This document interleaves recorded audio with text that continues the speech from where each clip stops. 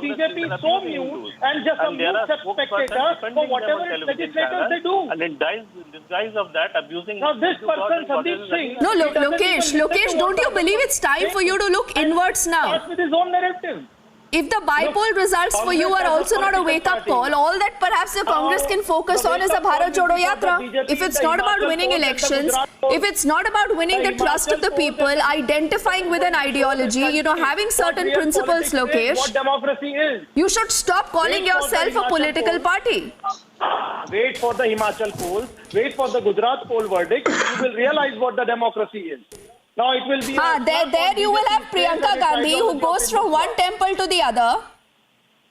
So Good that you raised the issue of Himachal. There you will have Priyanka Gandhi who's going from one temple to the other. But on the other side in Karnataka, you will allow Mr. Jharkholi to get away with a comment like this. Hindu as a religion. And then you believe the voter is a fool. It's not for politicization. Then you will talk about Hindu phobia. Who acts as a monk. You will say the BJP here is wanting to impose a particular religion on the people. That is how you work. BJP has tarnished the Hindu religion, a religion that was promoting ahimsa, a religion that was promoting Sarvadharma Sambhava, that gave the message of sacrifice to the world. Tuhin, I think Tuhin must respond now.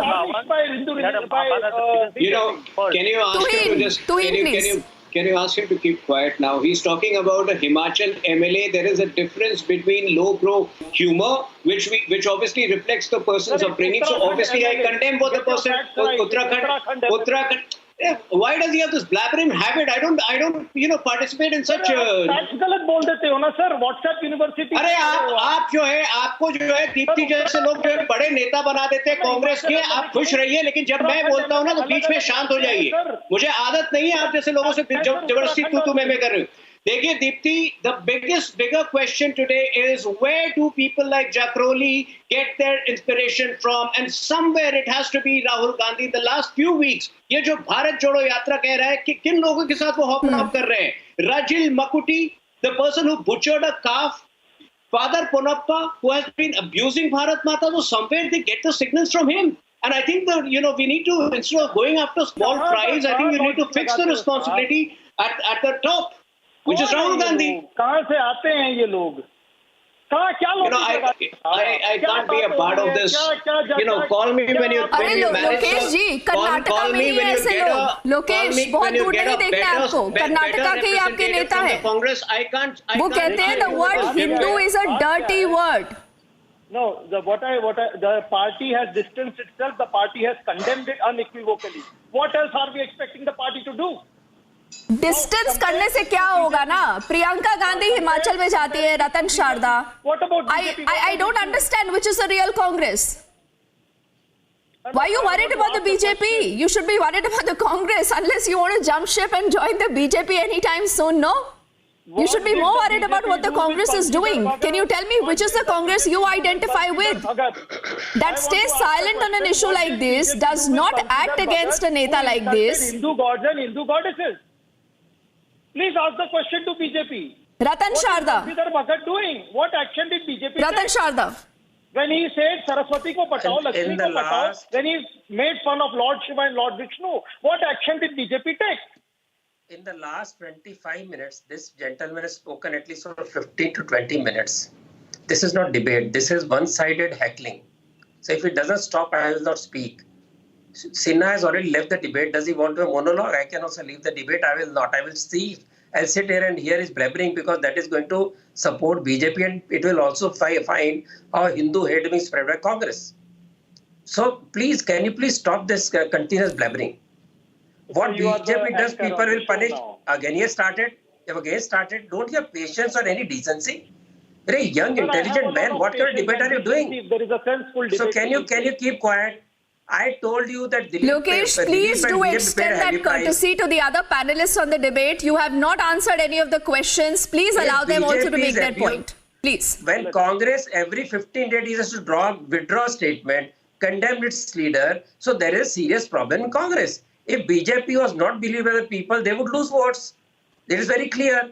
And when you do this, when one side you show yourself a Janeudari, other side your people come every 15 days to create some havoc or the other, then how do you look at that? Your Shivraj Chauhan, your Digvijay, your continuous, everybody continuous does it. And then you say, we distance this, we distance that. Tomorrow they will distance you also. So please do not fall into that trap. Ultimately, Congress is going to pay the price. On one side, somebody does all this bhangra and all that. On the second side, you pirate somebody's music. Then your Twitter account is stopped. And your leaders come, you distance yourself. So this is not politics. This is your framing up your leader and making a joke out of him.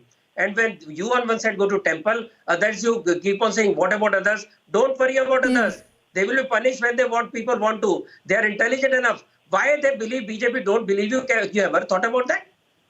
When you say that why BJP doesn't take action, when people can take action in Congress and show it the door, why BJP is spared by the people? Because they know that BJP is looking after Hindu people, no other party does.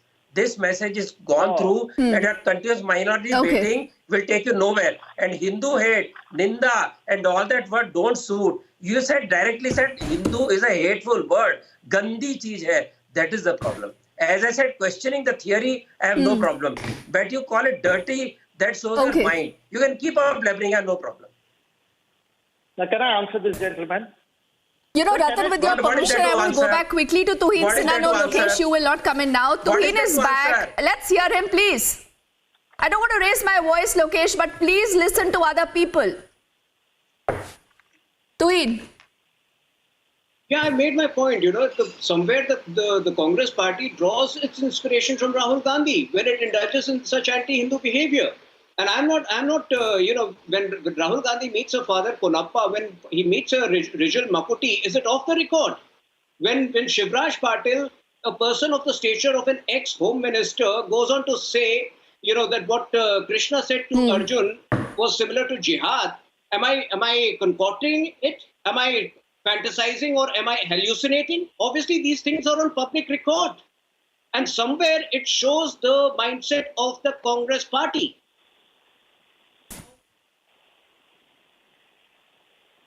And you know, there has been a string of such comments, Lokesh. The unfortunate thing is, we've never seen action by the Congress party. And this is exactly why people want to know whether the Congress is anti-Hindu or not. And until and unless you have action against this man, you know, you can come out and say anything. You can say you condemn Lokesh, but it's not good enough. For want of time, gentlemen, thank you so much. Tuhin, Sandeep, Lokesh, Tausif and Ratan Sharda for speaking to us. It's time for me to actually head into the next edition of The Burning Question here. And Shravan takes this ahead.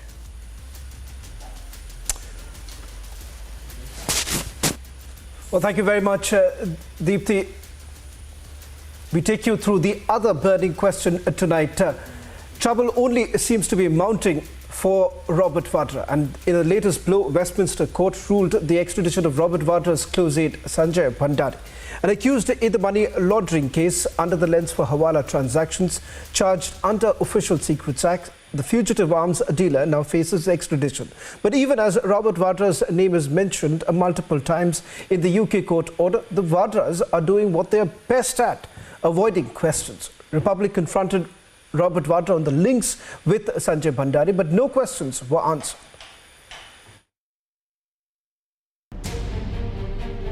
Trouble mounts for Robert Vadra. A court in the United Kingdom ruled that middleman Sanjay Bhandari, who is a close aide of Robert Vadra, can be extradited to India. Republic Media Network was the only network to have tracked down economic fugitive offender Sanjay Bhandari back in 2019. Years later, Sanjay Bhandari has now finally been extradited by a Westminster court in London. Bhandari is sought by the Indian authorities for prosecution in contravention of the Prevention of Money Laundering Act 2002. The Indian government's extradition request for Bhandari had been certified by UK's then Home Secretary Preeti Patel on June 16, 2020, and he was arrested a month later on July 15th. But he was later released on bail after furnishing a surety of £1 million. Bhandari has been under the scanner for various deals that were struck during the UPA era. According to BJP, the UK court's order is a big win for the people of the country. And under fire, Vadra is evading questions. Mr. Vadra, Sanjay Bhandari is going to be extradited. Mr. Vadra, what do you have to say on this, sir? Mr. Vadra, Sanjay Bhandari is going to be extradited. You had your links with him. Mr. Vadra, what do you say on this? Sanjay Bhandari is going to be executed, Mr. Every time you run like this, Mr. Vadra, at least please answer. The Bhandari extradition file now moves to UK Secretary of State, with India one step closer to Sanjay Bhandari extradition. Robert Vadra finds himself in the dock. Bureau Report, Republic TV. Joining us on the burning question tonight, Tuhin Sira, spokesperson of the BJP, Savio Rodriguez, Lokesh Jindal, Congress leader, Surendra Chauhan, advocate and political analyst. Opening up the burning question tonight is Lokesh Jindal and Tuhin Sira. Lokesh Jindal, when Robert Vadra was confronted by Republic Media Network just a short while back, he refused to take any questions. But tonight, let me just put out some details. In fact, we were the only network to have tracked down Robert Vadra's alleged closed friend Sanjay Bhandari enjoying in that plush central London apartment. And it turns out that there are Benami properties of Robert Vadra which now is set to be exposed.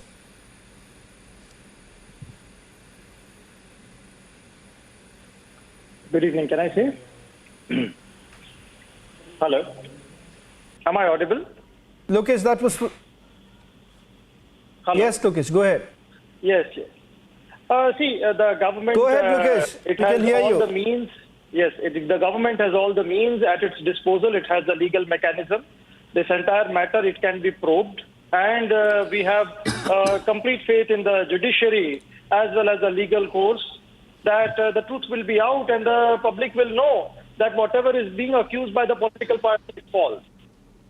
Behind all this, the government mum on its constant buying of crude oil from the Sandesara brothers who were declared fugitive by the Enforcement Directorate in 2020.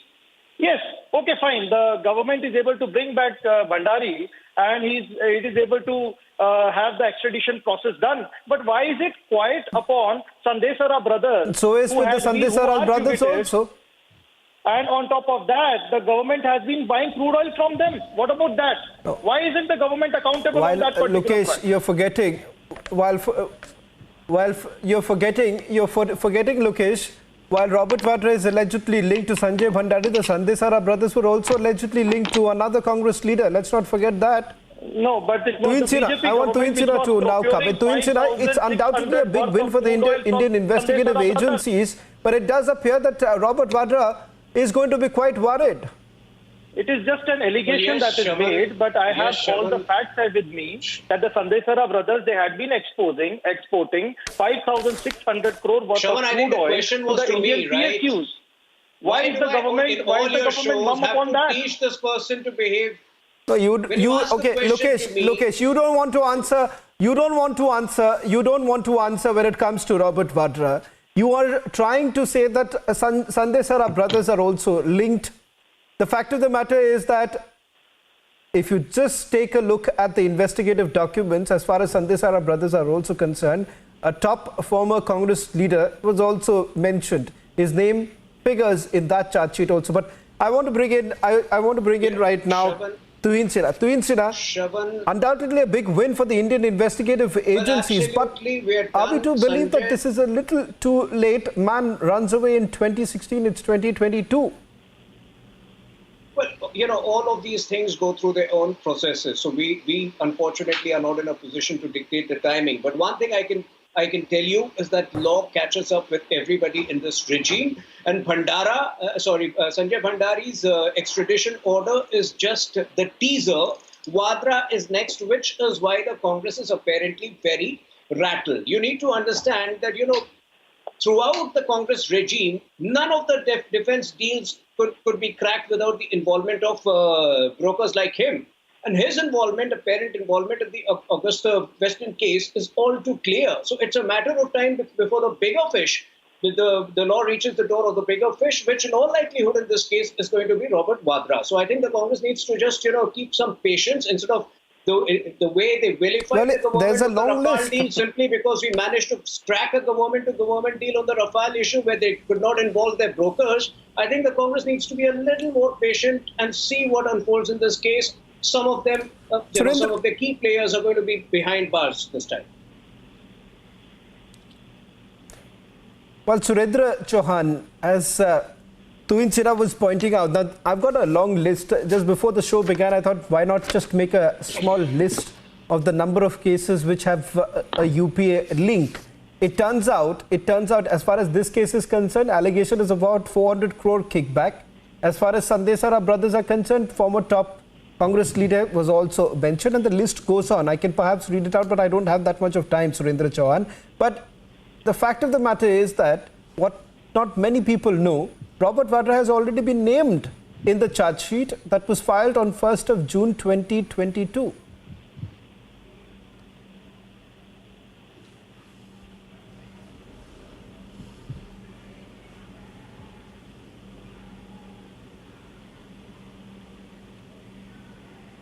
Surendra Chauhan, that question was for you. Can you hear me? I think so. There seems to be some audio problem with Surendra Chauhan. I'll come back to Surendra Chauhan in a short while from now. I think so. There is a problem. We need to fix that. Savio, if I can come to you. Savio, why is it that the Congress party is so very queasy when it comes to, responding to these kind of allegations? If they have nothing to hide, why don't you come out in the open and answer those questions?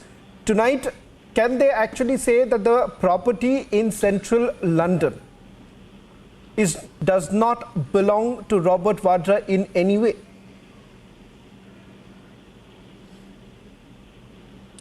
Shravan, I don't think the Congress is ever going to come out openly and talk about any of the allegations that are leveled against them. Mostly the Congress leaders and their spokespersons are going to beat around the bush and try to evade the questions, and that's exactly what Robert Vadra did when Republic was asking him questions. Now, I think if you are innocent, and I think if you want to state the fact quite openly, then you have the courage to say that. However, in this case, I think, and in most cases with regards to the Gandhi family, in this case Robert Vadra himself, as we had seen in the China CCP deal as well, nobody wants to talk about it. They don't want to come out and state the truth. They don't want to talk about the MOU that they signed. If the MOU had nothing to hide, why not make it public? So I think the Gandhis, in this case, the Vadra Gandhi family, are, really trying to stay under the lens and not state anything or make any comments that could jeopardize their already falling chances as far as Indian politics is concerned. So they're doing, according to me, what is the wisest thing that needs to be done when you are...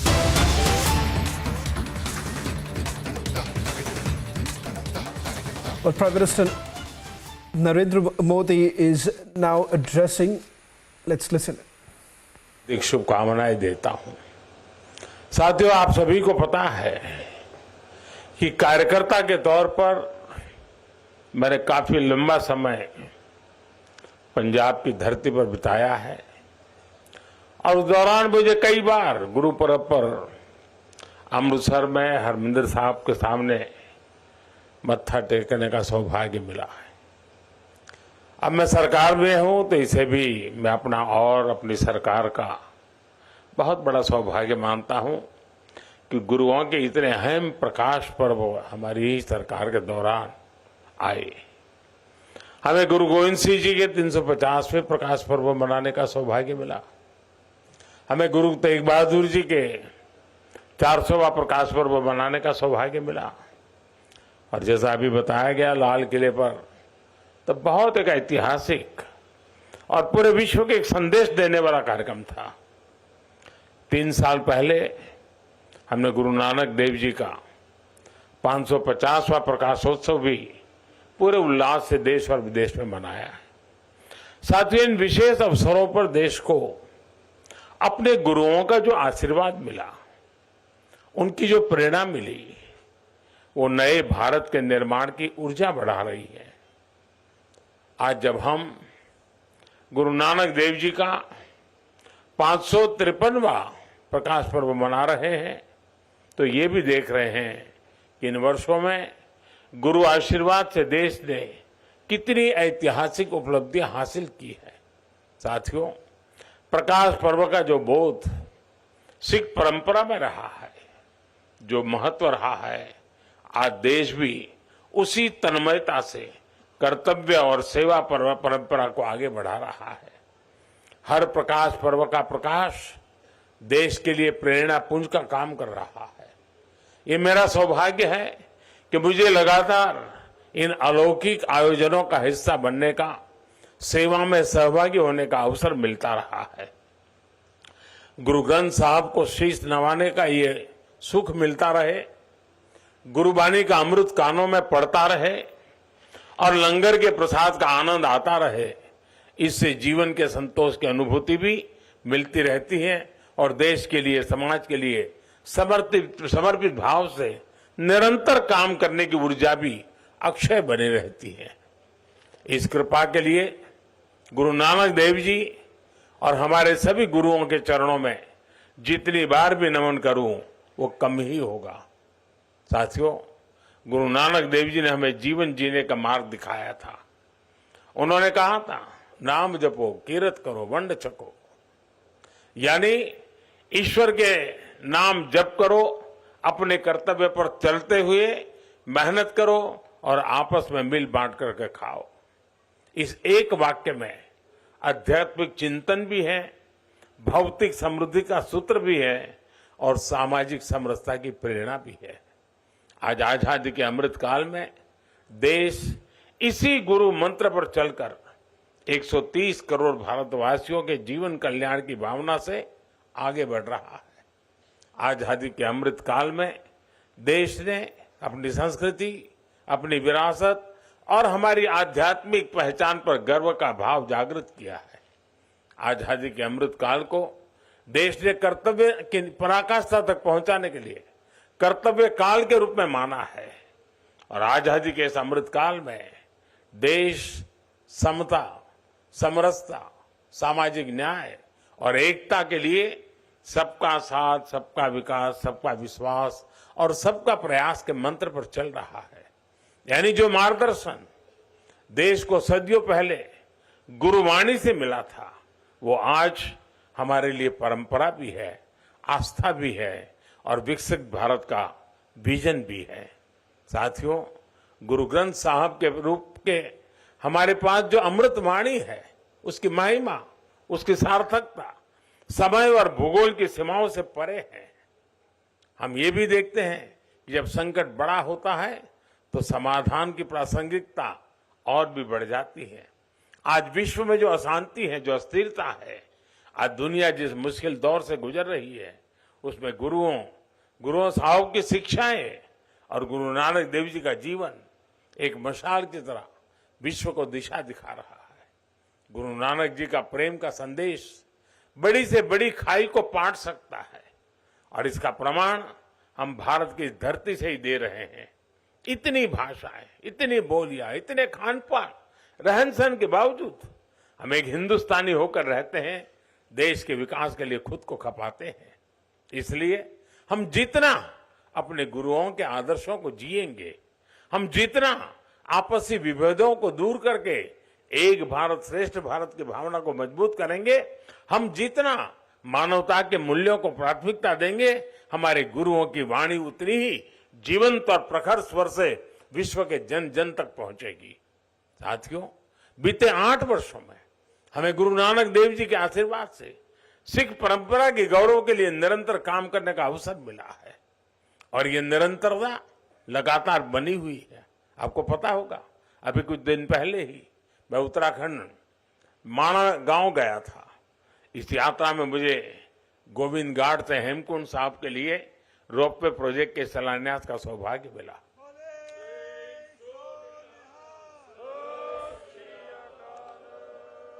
इसी तरह अभी Delhi Una Vande Bharat express की शुरुआत भी हुई है। इससे आनंदपुर साहब जाने वाले श्रद्धालुओं के लिए एक नई आधुनिक सुविधा शुरू हुई है।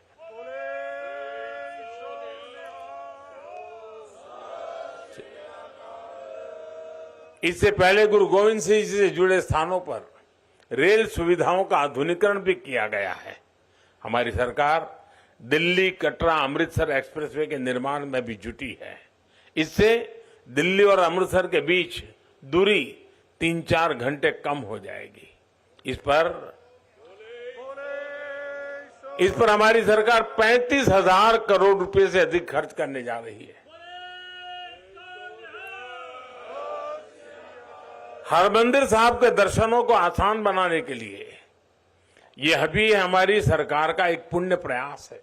और साथियों, ये कार्य केवल सुविधा और पर्यटन की संभावनाओं का विषय नहीं है। इसमें हमारे तीर्थों की ऊर्जा, सिख परंपरा की विरासत और एक व्यापक बोध भी जुड़ा है। ये बोध सेवा का है, ये बोध स्नेह का है, ये बोध अपनेपन का है, ये बोध श्रद्धा का है। मेरे लिए शब्दों में बताना कठिन है। जब दशकों के इंतजार के बाद करतारपुर साहिब कॉरिडोर खुला था, हमारा प्रयास रहा है कि सिख परंपराओं को सशक्त करते रहें, सिख विरासत को सशक्त करते रहें। आप भली भांति जानते हैं कि कुछ समय पहले अफगानिस्तान में किस तरह हालात बिगड़े थे। वहां हिंदू सिख परिवारों को वापस लाने के लिए हमने अभियान चलाया। गुरु ग्रंथ साहब के स्वरूपों को भी हम सुरक्षित लेकर आए। 26 दिसंबर को गुरु गोविंद सिंह जी के साहबजादों के महान बलिदान की स्मृति में वीर बाल दिवस मनाने की शुरुआत भी देश ने की है। देश के कोने कोने में भारत की आज की पीढ़ी, भारत की आने वाली पीढ़ियों ये जाने तो सही कि इस महान धरती की क्या परंपरा रही है। जिस धरती पर हमने जन्म लिया, जो हमारी मातृभूमि है, उसके लिए साहबजादों जैसा बलिदान देना कर्तव्य की वो पराकाष्ठा है जो पूरे विश्व इतिहास में भी कम ही मिलेगी। साथियों, विभाजन के हमारे पंजाब के लोगों ने, हमारे देश के लोगों ने जो बलिदान दिया, उसकी स्मृति में देश ने विभाजन विभीषिका स्मृति दिवस की शुरुआत भी की है। विभाजन के शिकार हिंदू सिख परिवारों के लिए हमने सीएए कानून बनाकर उन्हें नागरिकता देने का भी एक मार्ग बनाने का प्रयास किया है। अभी आपने देखा होगा, गुजरात ने विदेश में पीड़ित और प्रताड़ित सिख परिवारों को नागरिकता देकर उन्हें एहसास दिलाया है कि दुनिया में सिख कहीं भी है, भारत उसका अपना घर है।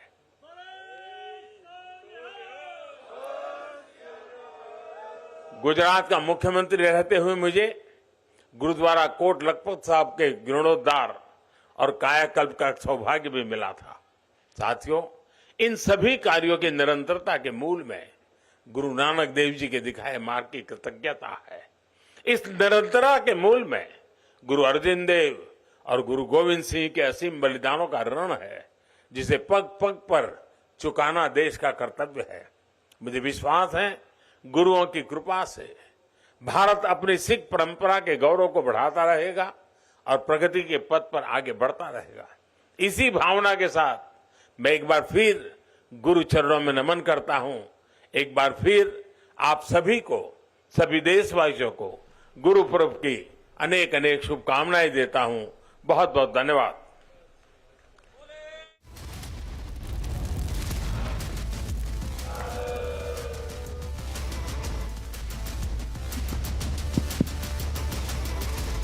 Alta.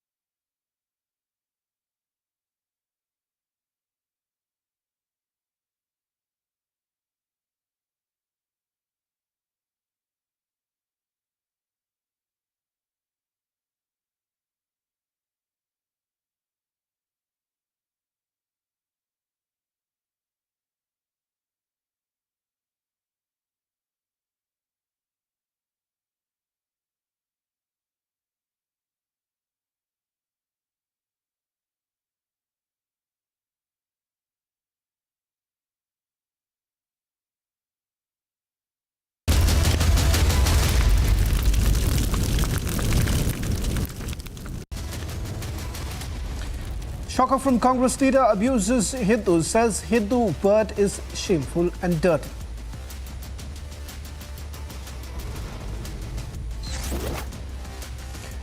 No apology and no action from Congress party, just a shoddy attempt to distance itself.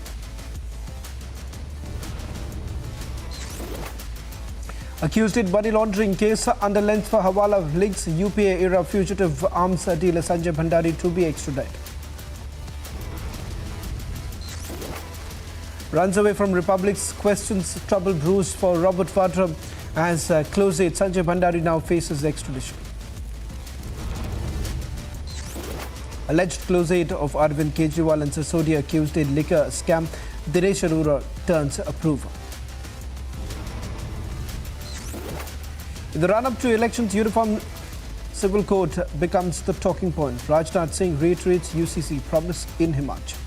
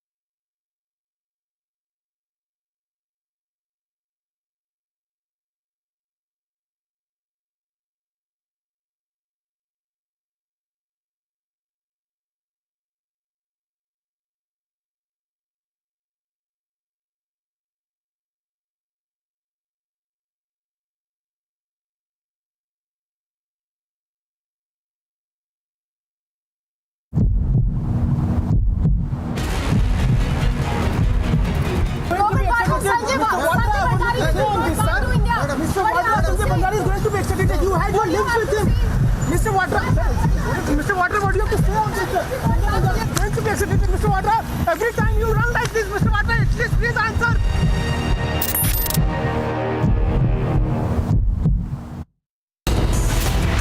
Hindu धर्म, वो धर्म, ये धर्म। हिंदू शब्द कहाँ से आ गया?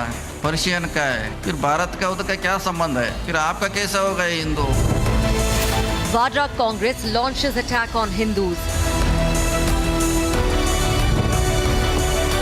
Vadra Congress calls Hinduism a foreign religion. Debating tonight at 9 p.m. Massive fire has broken out at a private company in phase 2 of Noida. 7 fire tenders are on the spot. 83-year-old former Intelligence Bureau officer died on Friday has prompted the Mysuru police to register a case of murder. Conman Sukesh Chandrasekhar has written another letter to the Delhi LG. In the third letter, Sukesh has alleged that he has been receiving threats from the jail administration.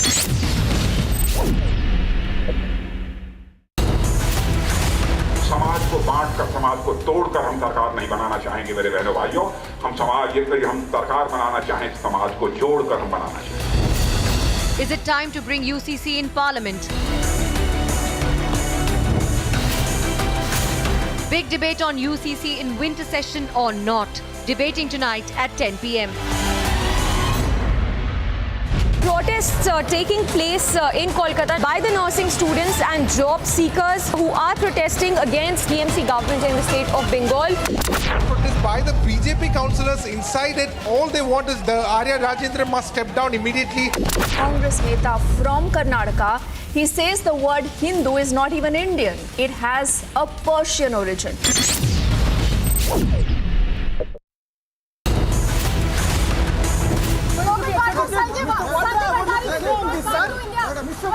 Vandari is going to be extradited. You had your link.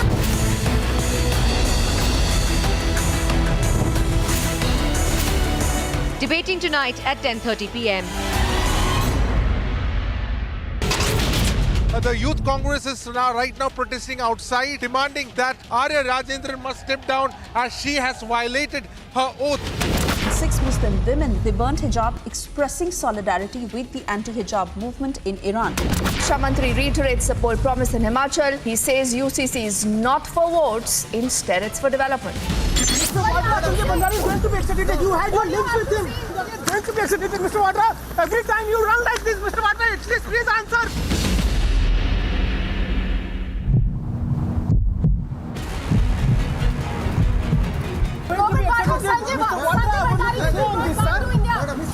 Mr. Vandari is going to be extradited. You had your links with him.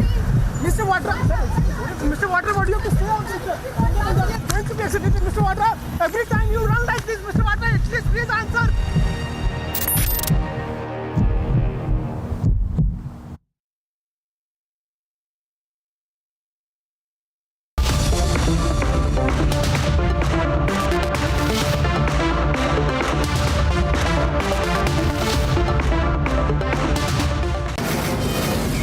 From the Mumbai studios of Republic TV, it's time for Arnab Goswami on The Debate.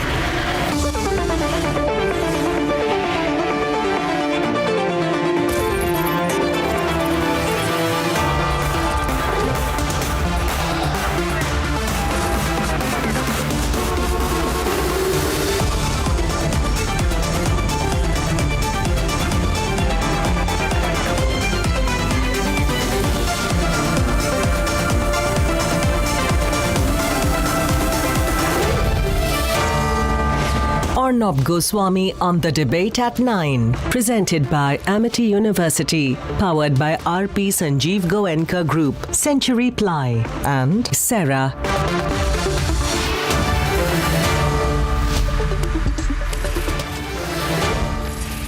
Good evening and welcome, viewers. The group that went after Nupur Sharma will not speak one word about Satish Jarkiholi. Who is Satish Jarkiholi, you ask? Well, he's a top Rahul Gandhi aide, a right-hand man of Rahul Gandhi. Nothing less than the working president of the Vadra Congress in the state of Karnataka. And this top Congress leader says that Hindu is a very dirty word. This top Vadra Congress leader says that the word Hindu, which is the faith and the religion of 1 billion Indians, that Hindu as a word is a very dirty word, he says. And the Vadra Congress therefore says that Hindu has nothing to do with India, this man says. That the meaning of the word Hindu is bad, very dirty.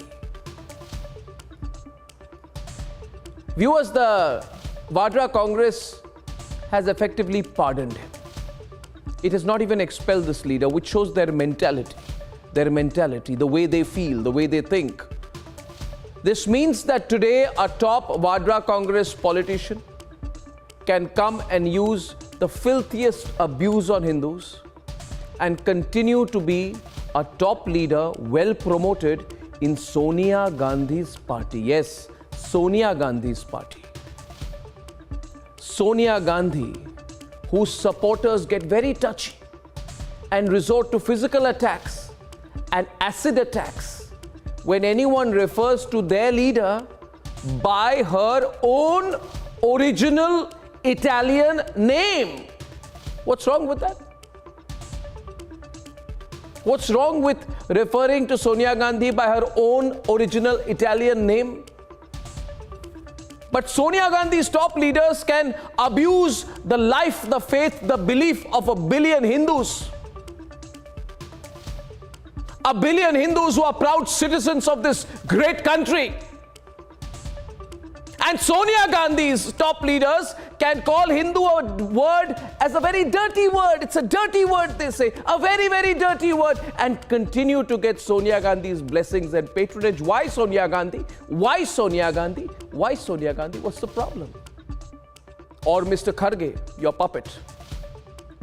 My dear viewers, how much more and why much more, I ask? The Aam Aadmi Party's top leader in Gujarat abuses Hindu temples, our temples, and calls Hindu temples hubs for exploitation. Why target only the Hindu religion like this? A top Congress leader effectively calls Hinduism dirty because he says the word Hindu has a vulgar meaning. So I'm asking you tonight, viewers, and I know what these pseudos will say. They'll say, oh, you know, Arnab's a right-winger, he's asking these questions. What's right-winger about it? About asking the right questions? If asking the right questions makes you a right-winger, I'm proud to be a right-winger. But I will ask, how much longer will we tolerate this? Do the sentiments, the beliefs, the faiths of Hindus, proud Hindus, Hindus who say with pride, we are proud to be Hindus, not matter? If not, why not, I ask? And viewers, not just me, you should ask too. Why should the sentiments and beliefs of Hindus not matter? When Rahul Gandhi is right-hand man and he says he's doing Bharat Jodo, what absolute rubbish. He patronizes these people who vilify the Hindu religion. He says he's doing Bharat Jodo. Which planet does Rahul Gandhi live on? That's debate number 1, stop abusing Hindus. And debate number 2 this evening. I believe, and many people believe, I strongly believe, this channel believes that the Uniform Civil Code must come in the winter session of Parliament. In fact, the people of the country should be part of a movement for that. Should it come? Should it not come? Let's talk about it. And viewers, this man was abusing me and abusing Republic. His name is Sanjay Bhandari. His extradition's been cleared. It's a day to celebrate. The man whose smile is going to go away will be that man there, Robert Vadra. Time to put his arrogance where it deserves to be put. Ladies and gentlemen, here and these are the debates and here are the headlines this Monday evening on the debate tonight. शब्द कहाँ से आ गया? ये हमारा है, Persian का है, Persian का है, इराक, कजाकिस्तान, फिर भारत का उधर का क्या संबंध है? The anti-Hindu hate tirade continues.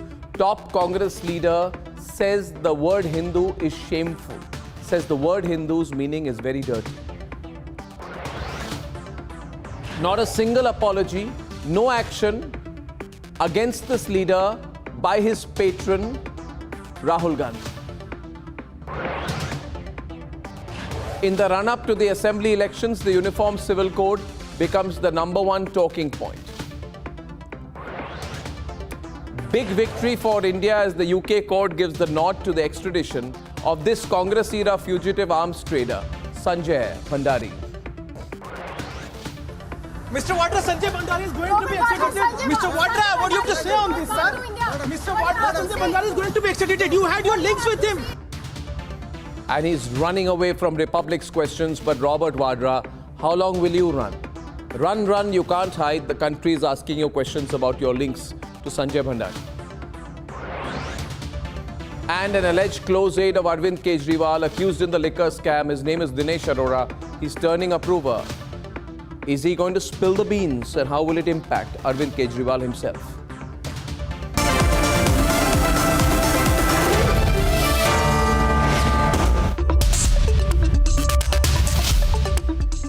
Ladies and gentlemen, shameful, dirty, foreign.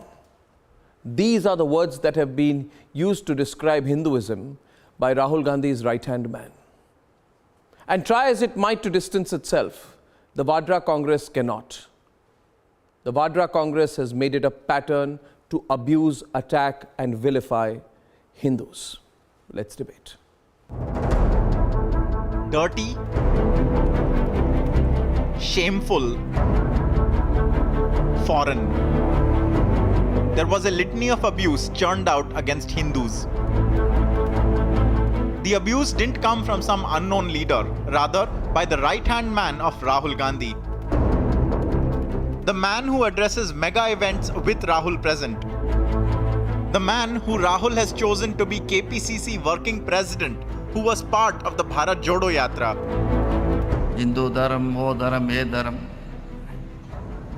Hindu शब्द कहाँ से आ गया? ये हमारा है? पर्शियन का है, पर्शियन का है, ईरान, इराक, कजाकिस्तान, उज्बेकिस्तान। फिर भारत का उधर का क्या संबंध है? फिर आपका कैसा होगा हिंदू? हिंदू का जो मीनिंग है वो बहुत गंदी है। The Vadra Congress has now tried to distance itself, saying the statement attributed to Satish Jarkiholi is deeply unfortunate and deserves to be rejected. But the abuse to Hindus is part of a series of Vadra Congress attacks on Hinduism. Mahabharat के अंदर जो गीता का जो भाग है उसके अंदर भी श्री कृष्ण की अर्जुन को भी जिहाद की बात ही कहते हैं। Earlier, it was Vadra Congress leader KK Mishra abusing the Brahmin community. किसका? ब्राह्मण में तो चमचगिरी करते हैं। हाँ ठीक है ना यार। In fact, Hinduism has become a pincushion for politicians. મારી તમારી માતા બહેનોને પણ રિક્વેસ્ટ કરવી જોઈએ કે હે મારી માવડીઓ, હે મારી બહેનો, હે મારી દીકરીઓ, કથાઓમાં કે મંદિરોમાં તમારું કંઈ વળવાનું છે નહીં, એ શોષણના ઘર છે। गौरी गणपति आदि हिंदू धर्म के किसी भी देवी देवताओं को नहीं मानूंगा और ना ही उनकी पूजा करूंगा। இந்து மதங்கிற பேர் ராஜராஜ சோழன் காலத்தில் கிடையாது. அப்படி வைணவம்னு இருந்தது, சைவம்னு இருந்தது, சமணம்னு இருந்ததே தவிர அது வெள்ளக்காரங்க நமக்கு வச்ச பேர். என்ன சொல்றதுன்னு தெரியாம தூட்டுக்குடின்னு சொன்ன மாதிரி தான். Hindus are now hitting out at the Vadra Congress. Congress इतनी बुन चुकी है कि अब उनको हिंदुओं से अब तक जो दोयम दर्जे का नागरिक बना के रखने का जो प्रकल्प ये रचते थे, जो प्रपंच रचते थे, अब वो हिंदू शब्द से भी उनको घृणा होने लगी। अगर हिंदू शब्द इतना ही खतरनाक है तो अपने आप को पंडित क्यों कहते हैं भाई? क्यों बार बार चुनाव आते के साथ जनेऊ दिखाने लग जाते हैं? आखिरकार क्यों मंदिरों में जाते हैं? The BJP is demanding action. ये वातावरण का फर्क है कि आज इनके मन की जो बात थी आज इनके जुबान पर आ रही है। ये हिंदू को, हिंदू भाषी को समझते ही नहीं कुछ। हमने अपनी विचारधारा बिल्कुल स्पष्ट कर रखी है और भारत के साथ कोई समझौता नहीं है। भारत सबसे पहले, इसके साथ कोई समझौता नहीं है। It's time to expose the motivated double speak of the Vadra Congress. मेरी दादी, मेरी फैमिली शिव भक्त, ये जो हमारा धर्म है वो हमारी चीज है और वो हमारे अंदर है और हमें किसी को मतलब सर्टिफिकेट देने की कोई जरूरत नहीं है। It's time to stop abusing Hindus. Let's debate.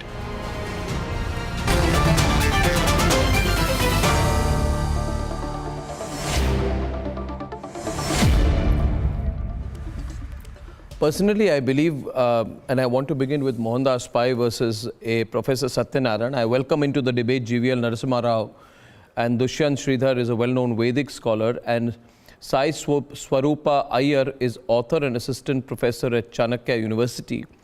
Tanveer Ahmed of the JDS, Mohammad Tausif Rahman and Surendra Chauhan are also on the debate. Surendra Chauhan supports the Congress. I believe it has become fashionable, Mohandas Bhai, to abuse Hindus. Some people think it's cool. Some people think it makes them modern. Some people think that, you know, the Anglophiles and Americanophiles and all the other files, they think it's going to make them accepted. You know, many people have an inferiority complex. Actually, it stems from the inferiority complex of some people. But in this case, Mohandas Bhai, I think it emerges from hate. Like Professor Satyanarayana, when he came the last time, it was clear to me, and please don't mind it, Professor Satyanarayana, it was clear to me that people like him hate Hinduism. And there are various things about Hinduism. They may hate the history, the culture, the Vedic tradition, the knowledge, you know, the past, the fact that it is inextricably the source of the Indic civilization. They don't like that. They would like all kinds of other thoughts to come in. But Mohandas Bhai, what would you say to the haters? I think that when you keep abusing Hinduism, Hindus like this, Hinduism comes together even stronger. What do you think, Mohandas Bhai? You know, Anna, I would think these politicians who keep on abusing Hindus are just plain stupid. Hindus make up 79% of the population. Even if 10% of the population shifts their allegiance when they go for voting, these guys are doomed. We have seen recently in the 7 by-elections, the Congress did not win a single seat. Their vote tally went down. They're becoming irrelevant. Now we have the leaders doing this Bharat Jodo Yatra, and as Jairam Ramesh says, we want to bring India together, and we have these malcontents, these brainless people abusing Hindus, making some hateful remarks. And I don't know what they get. They're committing seppuku. Seppuku is very different from harakiri, you know, in Japanese, right? Because seppuku is disgraceful suicide. They're committing suicide themselves. I mean, they're showing their ignorance, they're showing their hatred, and there are politicians. And these politicians seem to think that people are going to vote for them and to come back to power. Will they ever come to power? The people of Karnataka will show them the place when the elections come. Like I said, even if 10% Hindus shift their voting allegiance, they're all gone. They will never be heard again. And as for these silly academics who have nothing to show, to demonstrate that there are academics, no learning, no research, they make vague, stupid comments to get publicity just to cater to the leftists and these jihadis, because the jihadis love to abuse. But I wonder if people like Professor Satyanarayana actually understand the impact of such abuse on practicing Hindus and even non-practicing Hindus, because it makes us. You're saying they don't realize at all? In their hate, they don't realize at all? Anna, these kind of people are incapable of having an open academic debate with scholars. Instead of that, they resort to abuse. The abuse is a substitute for the lack of scholarship, lack of learning, lack of reading. I mean, because they don't know, they have not well read, they are empty heads, they resort to abuse and think by abusing, making grand statements, they will demonstrate their intelligence. Okay, so people laugh at them. Well, thank you I think the time has come for all Hindus. I personally think it's time to be very honest and straight. And I tell you, Mohandas Bhai, you know, I'm not going to be subtle about it. I can't tolerate it anymore. I'm telling you this, GVL Narasimha Rao, I can't tolerate it anymore. And more than that, I would say very strongly with all the conviction at my command, Sai Swarupa Iyer and Dushyant Sridhar, we will not tolerate it anymore. It cannot be a question, the tolerant spirit of Hindus. Hindus are inextricably, they say, Sai Swarupa, Hindus are supposed to be tolerant. You must abuse Hindus, they must say thank you. You must attack them. You must slap them, they must show the other cheek. For that is the intrinsic nature of the moderate Hindu. Well, I don't believe that's not moderation. That is complete stupidity. And I think Hindus have woken up. What do you say, Sai Swarupa Iyer? Why are people across the country today talking about the abuse of this Vadra Congress leader? Why? Because we are not going to be tolerant about abuse anymore. Swai Swarup Iyer, is there a change in thinking? What do you think?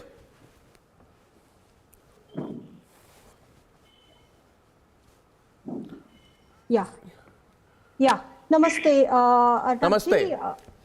Yeah, I found the comments rather really painful, and as Mohandas ji rightly described, totally stupid, because it shows the lack of knowledge. So the word Hindu itself is it may have a Persian origin, but from a Persian perspective, it refers to the land beyond the Sindhu river. And in Persian, there is replace S with H. So Sindhu becomes Hindu. And I found it funny that even the Greeks, the word India comes from Indica. Megasthenes wrote Indica. They called Sindhu as Indus and region beyond Sindhu. Sindhu as Indica. That's the origin of India. But it's important to get the indigenous. Arnab, I want to make one correction. Because Arnab, I want to make one correction. Professor, just let her complete and surely you will. Yeah, right. So it's important to get the perspective of Indians itself on, how we call, interestingly, they say Bharat Jodo, right? So we have this very popular shloka from Vishnu Purana, which says, Uttaram yat samudrasya himadreschaiva dakshinam varsham tad bharatam nama bharati yatra santata. So this land to the south of Himalayas, to the north of the sea, is called Bharata, and the children of this land are called Bharati. And what characterizes the people of Bharati are tapas tapyanti munayo, juhvate chatra yajjinaha, danani chatra diyante paralokartha madarat. So with the paraloka, the moksha, taking into cognizance the moksha, dana is performed here, yajna is performed here. Wonderful. Munis perform tapasya, because we know that this life is transient. In fact, what's happening, I just have to cut you short so I get the others in. I think what is happening, Professor Satyanarayanan, and it's really wonderful, there is a lot of introspection, I think nowadays, Dushyant, Sridhar will agree with me, and self-realization among Hindus about the greatness of their tradition, their faith, the knowledge and the learning. And there's a curiosity, Professor Satyanarayan, the wonderful thing is you go among youngsters today, 8-9-year-old, they will chant shlokas to you in a wonderful way. And not just that, Professor Satyanarayan, they will explain to you the deep meaning of the shlokas. And this realization only comes from the fact that why is there so much abuse? And I think it's necessary. For us to be a great country, we have to be aware of our tradition. Yes, you wanted to clarify something. What did you want to say? Yeah, yes. I just wanted to clarify, the word Hindu comes from Arabic, not Persian, as the madam has said. You see, for the simple reason in Arabic, I'll ask you one question before you continue. I'll ask you one question before you continue. Yeah, sure. One question before you continue, Professor. Professor, see, Mohandas Pai is laughing. See, Mohandas Pai, we all know that for generations, our religion has been abused and attacked like this. People wouldn't do this about any other religion. But there is a certain pride. I want to ask him, suppose I prove to you, Professor, 1 minute. Professor, yeah, Mohan, what are you saying? What are you saying? Cowards, Abna. They're all cowards. They have no courage to talk back to any other religion. These are all cowards. This is the thing by No. I say to you, these are people. No. I'll tell you, Mohandas Pai. These are people who, without a slight thought, will say, India is Indira. And Indira is India. Remember, they will say that. They will identify our country with one of the worst dictators who brought in the emergency, and they'll say the country is equivalent to the person who brought in the emergency, right? Yes. Right? And at the same time, they will say, Hinduism is foreign. Okay, tell me, Professor. You don't tell me. Don't tell me. No, don't tell me. Don't tell me. I'll have an open debate between two scholars tonight. Professor Satyanarayan on one side and Dushyant Sridhar will be there on the other other side tonight. One versus one tonight. Let there be a complete academic discussion on whether Hinduism is a foreign religion. And if you want to make that point, for I have no doubt, when I look at you, you want to make an assertion. You want to, you like Kamala Hassan are trying to say that Hinduism did not even exist in ancient India. I challenge you. I say you are wrong, but I will bring you into a debate with Dushyant. You make your point. I shall be patient, and then Dushyant will respond. Yeah, go on. Arnab, I didn't even speak for 1 minute. I know where you are heading, sir. No, that is your prejudice. If that is the so, I will not. It is my awareness, not my prejudice. What happened? Did you run away from the program, Professor? Now you see the problem, the moment you challenge, you see what's happening here, the moment you challenge, the intolerant side does not want to listen, Dushyant. So I will not listen to you. Your prejudice, you're unacademic, you're non-academic. You don't have the courtesy to allow the speaker to speak, and you have preconceived notions. You're putting words into my mouth. I'm terrible. I didn't even open my mouth. I have a bad attitude. I didn't even open my mouth and talk. So, and you and the other gentleman, I don't know his name. Yes, he's talking nonsense. I say, if he is referring to me, I should definitely say he's talking nonsense because you didn't listen to me. You didn't listen to me. What did I say? What did I say? I was only trying to correct you, madam. Yes, it is true. The word Hindu, gentlemen, the word Hindu did not occur, as she rightly said, in our Vedas. Please show me one Veda. In our epics, in our Puranas, in our entire Vedic literature. There is nothing called, there is no word called Hindu. It doesn't mean that Hindus do not exist. I can respond to you because, but I will let Sridhar respond to you. And I'll tell you one thing, Professor. See, Professor, listen. Professor, listen. One thing I'll tell you. No. One second, Professor. Now it's my turn to say something to you. One thing I'll tell you one thing. Professor, listen to me now. Listen to me now, Professor. Listen to me now, Professor. You listen to me. You're going on. Our Vedas, our Upanishads, our Vedic tradition. Professor, I want to ask you, let me, I may be enlightened, I am not all that, knowledgeable. Yeah. I want to be enlightened. Please, any one of your participants can enlighten me by referring this word called Hindu. If you have finished, I will speak. I'm not finished. I'm saying, when you are quiet, then I will speak. If you keep talking, Professor, I will not speak. I will not let anybody else speak. When you are quiet, I will speak. Yeah, okay. Is that agreed? Is that agreed? Yes. Is that agreed? Agreed. I'll tell you 1 minute. Bring your video back. Don't go away. I want to talk to you. Yes. Now I'll tell you one thing, Professor. Abuse me, say whatever, okay? But I'll tell you one thing, Professor. Look here. Can you hear me? I can't see you. Listen to me. I'll speak louder, okay? Say anything to me. Say anything to me. But I worked hard my whole life for my well-deserved education. Okay? You go and call your Vadra Congress leaders illiterate. How dare you call me that? All my life I worked with scholarships and fellowships. Be careful before you question my academic background. But Dushyant will respond to you. Dushyant, he's challenged you. You should respond to him. Dushyant is responding to you. Dushyant, Sridhar. Namaskaram Arnab and namaskaram to all my fellow panelists. Very quickly, the epithet obnoxious or something which was senseless was added to the word Hindu by the politician today. If at all the epithet obnoxious, senseless and illogical has to be added, it has to be made to his comment that he has made and not to the word Hindu. Now, very quickly, the sentence Chandrama Manaso Jataha, which comes from the Vedic statement, from the mind of the Lord came the moon.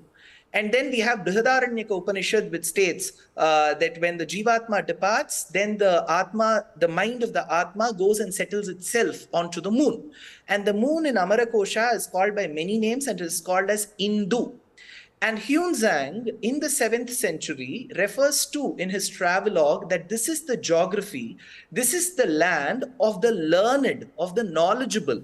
There he refers to the land as the land of the Intu. which beautifully even Jawaharlal Nehru, which most of the intellectuals will agree, in the glimpses of world history says that this land, which is called as a land of the Hindus, finds its origin in the word Hindu, which is mentioned in the Vedas. You can go check with the glimpses of world history by Pandit Jawaharlal Nehru, who quotes Yunzang and who says that the word Hindu, which is moon, is associated with the word Hindu.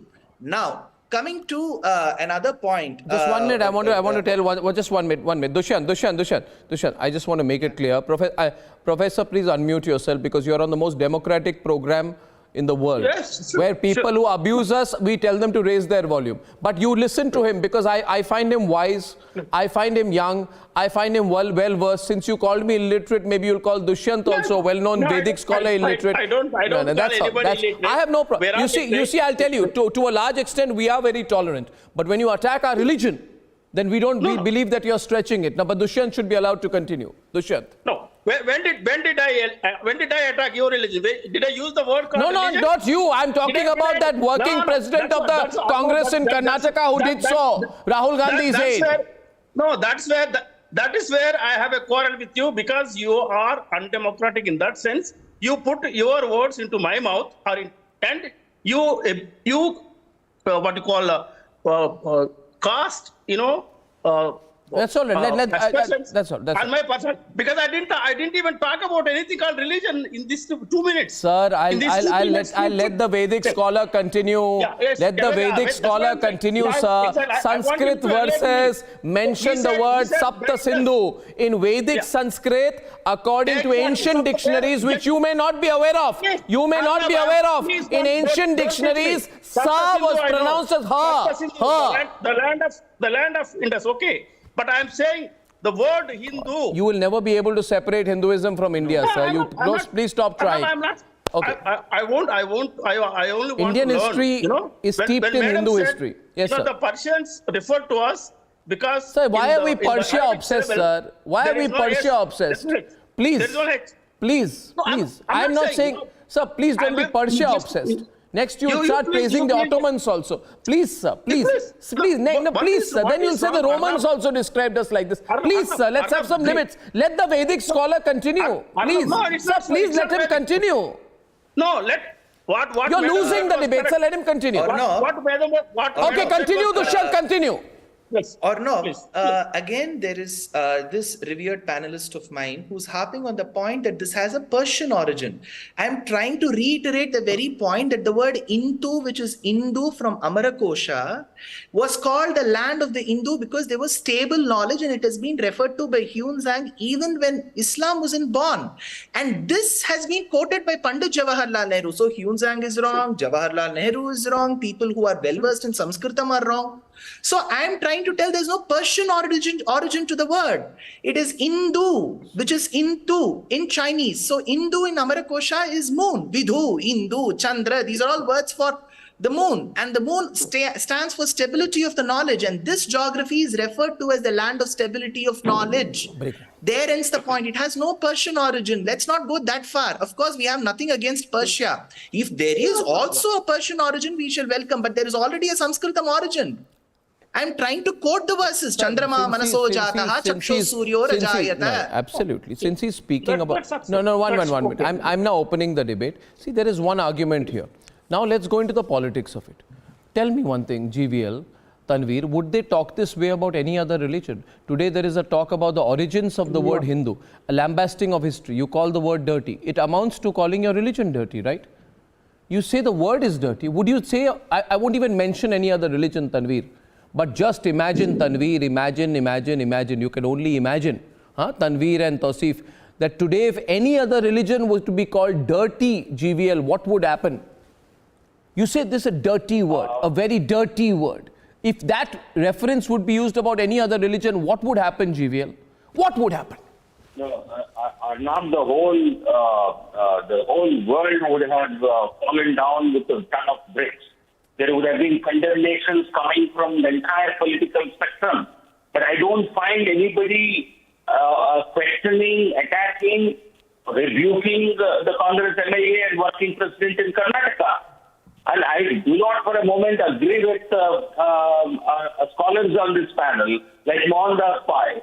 And this was the comment that was made without scholarly knowledge. No, it's a politically loaded comment. This was a comment that was made deliberately to insult Hindus, to appease a Muslim vote bank. It's as simple as that. And certainly they had elections in mind, but possibly one Congress leader says this, another Congress leader comes out and says, I do not agree with this comment, we reject it. So it's simply a game. If they do not, if the but the abuse is, but GVL, the abuse is public, the apology is private. No, the abuse. No, the abuse is typical OAC behavior. The abuse is before thousands of people in an election situation. The clarification, I won't even say apology, the clarification is a mild one on Twitter. Mild one, but tell me one thing, GVL, why are you saying they want to abuse Hindus to get a Muslim vote bank? Which Muslim would want Hinduism abused? I don't understand that. Where's the link there? No, Arnab, I think Congress party understands it very well. I think they have done this, the whole bogey of Hindu terror. Why was it repeatedly mentioned by the Congress party? This was a political ploy to somehow find show Hindu religion is bad light. And this was done. Then why does OIC or his brother, why do they accuse Hindus in front of their own community? The idea is to somehow look down upon so Hinduism in poor light, and so that they can appease a particular section of the community. So then an appropriate question would happen. Would any political party, difficult question, but Mohan, I'll put this today, would they allow denigration of any other religion like this? And what would happen? Would you be confronted with slogans of Sar Tan se Juda? Sar Tan se Juda? Would they allow a denigrated discussion of the word Christianity or Christ? Would they allow a discussion on the origins of Judaism and Jews in a negative light? Would they, Mohan, ask them the tough question, would they? Anna, first, we should never denigrate any religion. Exactly. We should never denigrate any religion. Every religion should be respected, even if you agree or disagree. Correct. Number one. Point number two, I don't think any good Muslim will want to denigrate any other religion. Point number three, I don't think these people have the courage to denigrate any other religion but Hinduism, because they think the Hindus are very tolerant, they'll keep quiet, they'll smile and go away. They do it deliberately. No, you're saying it's a provocation? Are you saying it's a provocation? Yes, it's a provocation. You're saying it's a deliberate provocation? Because there are hate mongers, there are casteist hate mongers, they want to get the votes, they are leftist hate mongers, they are the failed academics who only believe in abuse, and they want the thalis of the people. But they forget there are 1 billion Hindus, 100 crore Hindus in this country. Even if 10% of them turn away from them, they're all lost. They're all politicians. They're not failed academics. They're politicians. They have to come to power. Look, I would vote for Tanveer any day if he stands in my constituency, because I know he's a honest, good Indian. Doesn't matter what religion he is, because no good Indian will abuse any other religion. But these are all failed people. I don't know why they do it. They do it because they want to score brainy But I don't think it's accidental. No, but I don't think it's accidental. They're going to lose. I don't think it's accidental. I think it's very deliberate. The Karnataka elections are coming, abuse Hindus. And it depends on... They're going to lose. Abuse Hindus. It'll ingratiate you to someone else. Why, Tanveer? Tell me. Why, Tanveer? Tell me the reality. Don't moralize today. Don't say it's very bad, etc., etc. Give me a political reply. Why is this happening repeatedly? And I can give you many examples. Is any other religion being taken for granted in this way? Is there any other faith in this country which is insulted on a daily basis in this way? Is there any other religion in this country which is abused in this way? Where people run awareness campaigns against the religious texts of the religion, where you are told that the temples of the religion are hubs of exploitation. Hubs of exploitation. What would happen if such language were to be used against any other religion? It should never be. But don't give me a Gyani reply. Give me a real reply. Don't say it's very bad, I condemn it and all. I want to know the reality. Why is it happening? Absolutely. No, why are Hindu deities mocked? And before why I give are Hindu reply, deities let me just abused? tell you the word, why is Lord Vishnu demeaned by some people? Can I have no, my why, time, why, please? why is action Please. not taken against them? Why is the shivling compared to everything from traffic symbols? No, you know why I won't. 1 second, please. You tell me why. Can I speak? Yeah, you tell me why. Can I speak? No, but first address the issue. Arnab, can I speak, please? Yeah, if you address the issue, you can. Okay, before that, Arnab, Sanskrit, I am addressing the issue, Arnab. Sanskrit was far more superior than Persian. As you know that Sapta became Hafta. Sapta was Sanskrit and Hafta was Persian. So I always believe that, Persians borrowed our words, we never borrowed their words. Same way Sindhu and Hindu. Sindhu was the word which was used by them, and Ha they could not pronounce, that's the reason. Fine. Now coming to the politics of it. Arnab, we need to really understand who is making this statement. Mr. Jarkioli, the second biggest district in Karnataka with 19 constituencies there. I always feel both the brothers do really play hide and seek. Now, fearing CBI and ID, this is my version. Fearing CBI and ED, he is making this statement to really give benefit to one political party, that is BJP. I am actually saying that BJP is making Mr. Jarkioli to make this kind of silly statements which are going to take away the Hindu votes away from Congress party. This is the GBL Narasimha Rao and his party are absolutely smart enough to do this, do arm twisting. We need to really ask this question to them. Who in any sense of mind, a person who's a 6th-time MLA would make a stupid, ridiculous, where are you getting this contorted logic horrible from? statement like this? Where are you getting this contorted logic from, man? Where are you getting this contorted logic from, Tanveer? Have you lost your mind? Are you saying that GBL Narasimha Rao has told the working president of the Karnataka Congress to abuse Hindus so that there's a reverse polarization? Are you out of your mind completely? The arm twisting of BJP is absolutely stronger, harder and greater. No, Dr. Tanveer, this is not just bizarre, this is convoluted, and I'm also appalled. If he's doing the BJP bidding, why is Rahul Gandhi, why have they not stand in? Are we also controlling Rahul Gandhi and Sonia Gandhi? And why is Tanveer Ahmed saying that if Muslims, if Hindus are abused, all Hindus will go to BJP only? JDS also. Are you saying that JDS also is a party only for Muslims? Why can't you come out and condemn? Why doesn't your leader come out and condemn? No, because it's become par for the course. Because when I say today, when I say today, and I will say today. We are not one minute, Tanveer, 1 minute, Tanveer. I'm bringing in Tausif and Surendra Chauhan on the debate.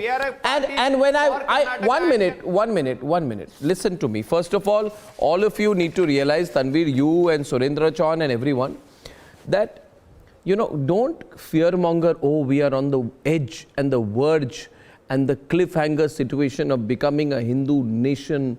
Oh God, Hinduism is becoming prominent. Oh, terrible. Hinduism is making a revival. Arey, Hinduism never went down. Why should it make a revival? You don't understand these concepts, Dushyant. They don't get. Hinduism is becoming assertive. What did you want Hinduism to be? Unassertive? Why should any religion not be assertive about its goodness? I asked the counter question today, Sai Swarupa. I'm fed up of this logic. Hinduism, Sai Swarupa and Dushyant, they say, is becoming assertive. Why? You want Hinduism to be timid? What is this logic? Which tell me a book of law which says a religion, you should be timid about your religion. I say you should be proud about your religion. But some people say Hindutva is like Boko Haram. Hindutva is like ISIS. We must dismantle Hindutva. We must destroy Hindutva. Hindutva is a national security threat. And who said all this? The same people in the wire who are now facing questions for editorial fraud and fabrication. Now, Tausif, listen. We are on the front foot now because we are winning. Now, my question to you is, how much should Hindus suffer? And why should they suffer it? This kind of abuse. Why should any religion suffer? Especially, why should Hindus suffer? Arnab, I have my own logic. The only thing is that you need to rebirth 10 times. आपको 10 बार जन्म लेना पड़ेगा to insult a religion, something who follows Sanatan Dharma, which is a pride, which is a way of living. So, if someone staying in India speaks rubbish about a religion, I insist and I request today, sitting in Republic Channel, before bringing any uniform civil code, there should be a punishment for these people, whether it's the guy from Congress or whether it was Nupur Sharma, who wanted to malign not only one religion which is called Islam and Hinduism. These people wanted to malign the image of our country. India means Hinduism, India means Islam. With more than 79% of population, you really think this guy standing from Karnataka have the audacity to talk about the Hinduism and to teach the meaning which is more than 1400 years? First of all, it's not this guy, he's the working president of the Congress. Kind of things, it's not this guy. This guy is the working president of the Congress. Don't play it down. He has a big designation. I understand. Given to him by a party. The party may be a fledgling party now, but he has a designation. So I agree with you when you compare to Nupur Sharma, and I say in Nupur Sharma's case, one minute. In Nupur Sharma's case, she was punished. She faced laws, she faced FIRs. In this case, because she also wanted to do something. No. One second. There's a very different case here. Here the person is being promoted. BJP threw out Nupur Sharma, but Vadra Congress is promoting this guy. There's a fundamental difference. Why don't you agree in the approach? No, one sec. Do you agree or not? Mohan? Why is he running away? Nupur Sharma was thrown out by the BJP, but Sonia Gandhi, who's very touchy if anyone refers to her by a Italian name, right, is promoting this guy. There's a difference. So why? Why is there a difference? Arnab, it's not enough. It's not enough to throw. No. Why is there a difference? Answer my question. Whether it's Nupur Sharma or this Congress working president, this is not enough. They should be put behind the bars. It is as simple as that. I mean, you need to have the audacity, and India is becoming intolerance. India is having this kind of tolerance that we are controlling this kind of statement. You still didn't answer the question, You had we are very, suffering from this kind of you went away, you slithered, you went right, left, center, went down, ran up the slide, fell down you're playing snakes and ladders with me, man. Listen, I go to the straight. No, don't do this, don't do this. You see, you perfect the art. What is it called? What is the word for speaking a lot and not making any sense? There's an English word for that, I forgot. Question is, Tausif, listen. Tausif, the question you didn't answer, I asked Surendra Chauhan. Why is Hinduism being targeted? Gopal Italia of Aam Aadmi Party says Hindu temples are hubs of exploitation. Hindus not AAP leader Rajendra Gautam, in the garb of a conversion event, publicly denounces the most sacred deities of Hinduism. Right? In front of DMK chief MK Stalin, a preacher in 2020 says, Surendra Chauhan, there is no religion only called Hinduism. Its existence only dates back a couple of centuries. No. Let me say it. No. This has been said. You cannot. No. Religion is Sanatan Dharma. That this Hindu is rubbish or something like that. No. It's a way of life. Yeah, Surendra Chauhan, tell me way of life. Go on. Yeah, give me a way of life argument. Come on. Yeah, Surendra Chauhan, I want to hear the way of life argument. Come on. Sai Swarupa versus Surendra Chauhan. Surendra Chauhan, give your argument to Sai Swarupa. She'll answer you. Tell her. Who is Narendra Modi? Yes, Hinduism is a diverse system of thought. No, Hinduism is a religion. First, accept it's marked by a range of philosophies. One of the world's most ancient religions. Hinduism is not a religion. Hinduism there he goes. Hinduism is not a religion. I was waiting for this Vadra Congress sympathizer to say exactly this. Hinduism is not a religion. Like that illiterate Rahul Gandhi goes to Cambridge and says India was never a nation. No. I won't take it lying down. Surendra Chauhan, you said it. Surendra Chauhan. Hinduism is a way of life. Pai, you want to respond? There you go. Hinduism is a way of life. Hinduism is not a religion, he says. Yeah, it's just a thought. These kind of idiots come on national TV and make the stupid remarks. Do you give any credence to these people? Gentlemen, talk sense. Gentlemen, talk sense. Are they educated at all? Talk sense. It's a diverse system of thought. Marked by a range of philosophies. The religion, and this idiot says Hinduism is not a religion. Talk sense, gentlemen. Does it have any talk sense in his head? Why talk sense, gentlemen, talk sense. Show their ignorance. Sanatan Dharma is the religion. Hinduism is a way of life. I Who still told you all reiterate. these rubbish, man? Oh, bhaiya, why don't you understand? Why don't you understand, Surendra Chauhan? Surendra Chauhan, I'll enlighten you, but I'll let Sai Swarupa respond to you. 1 minute. Surendra Chauhan, just be quiet for a minute. Quiet for a minute. It's not 1 minute.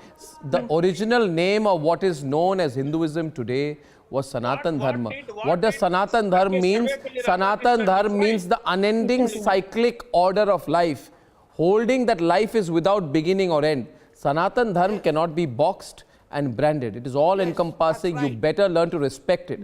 And the spiritual reality of the faith is being diminished by people like you. Sai Swarupa, I'll let you respond to him, please. Yeah, but firstly, I'm a little disturbed at the hypocrisy, Arnabji, because the word India, which has a Greek origin, is being, taken, received with open arms, and somehow the word Hindu is finding so much of, they're having so much of problem in accepting the word Hindu, and the soul of Hinduism or Sanatana Dharma or the way Vishnu Purana describes Bharati, that gets to the back burner. And the most painful word here is the word dirty that this particular politician used, and nobody seems to focus on that. Well, right? That is what is the most hurtful word I heard today is Hinduism is dirty or something like that. That's not done. I'll tell you, these people, I forgive them. They don't know. Go read the Vedas. By the way, the Vedas are the main source of Sanatan Dharma. Okay? And now tomorrow, don't say that the Vedas are also got nothing to do with Hinduism. God knows what you'll say next. This Kamal Hassan school of thought. Some people can be good dancers like Kamal Hassan. They shouldn't claim to be intellectuals. I thank you all for joining us, or historians for that matter. Kamal Hassan is just a dancer and an actor. Ladies and gentlemen, on the other side tonight, amidst the growing chorus for the Uniform Civil Code, a growing chorus for a Uniform Civil Code, there is a hope and a belief that the Uniform Civil Code will not be delayed, that the government will bring it in this upcoming winter session of Parliament. It should. In fact, there's a growing demand for it. Will this happen? Will it be delayed? Where does it stand, and what's the breaking news on that? Uniform Civil Code is the call of the hour, the need of the hour. Ladies and gentlemen, that's our big debate in a few minutes.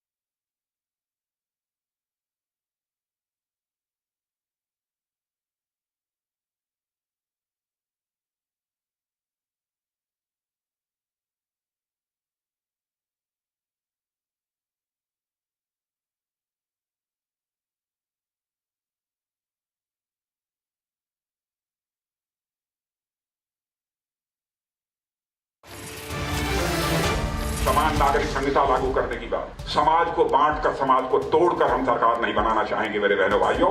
कि हम सरकार बनाना चाहें, समाज को जोड़कर हम बनाना चाहेंगे।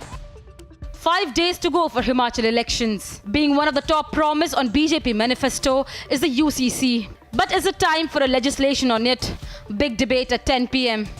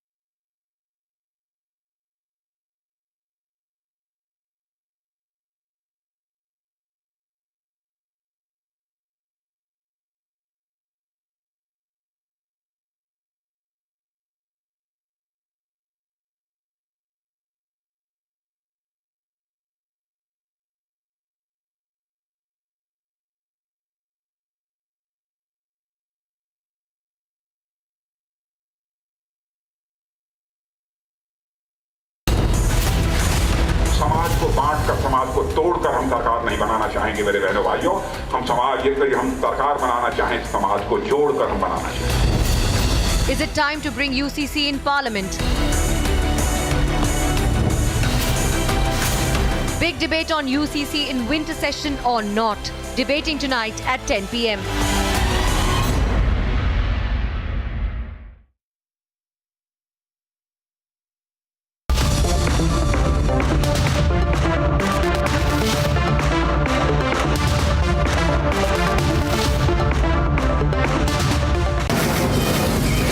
From the Mumbai studios of Republic TV, it's time for Arnab Goswami on the debate.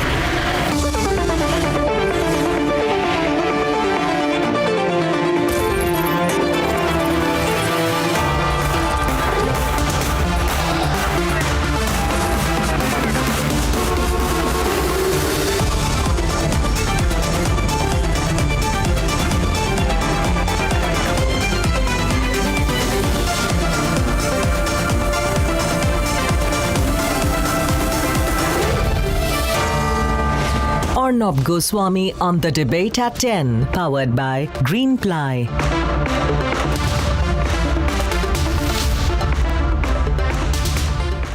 Ladies and gentlemen, the Uniform Civil Code has been in the pipeline for 52 years. How long will it be in the pipeline?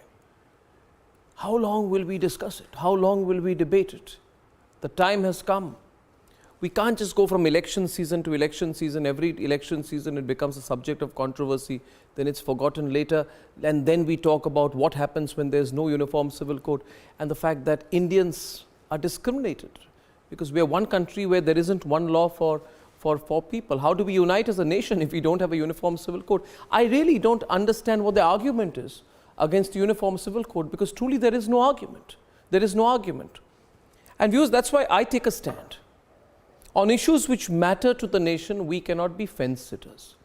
I am not a fence sitter, and the media, unfortunately, has become a fence sitter on the UCC issue. Some people think it's very secular to not take a position on the UCC.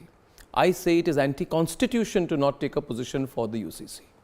We've been promised a Uniform Civil Code.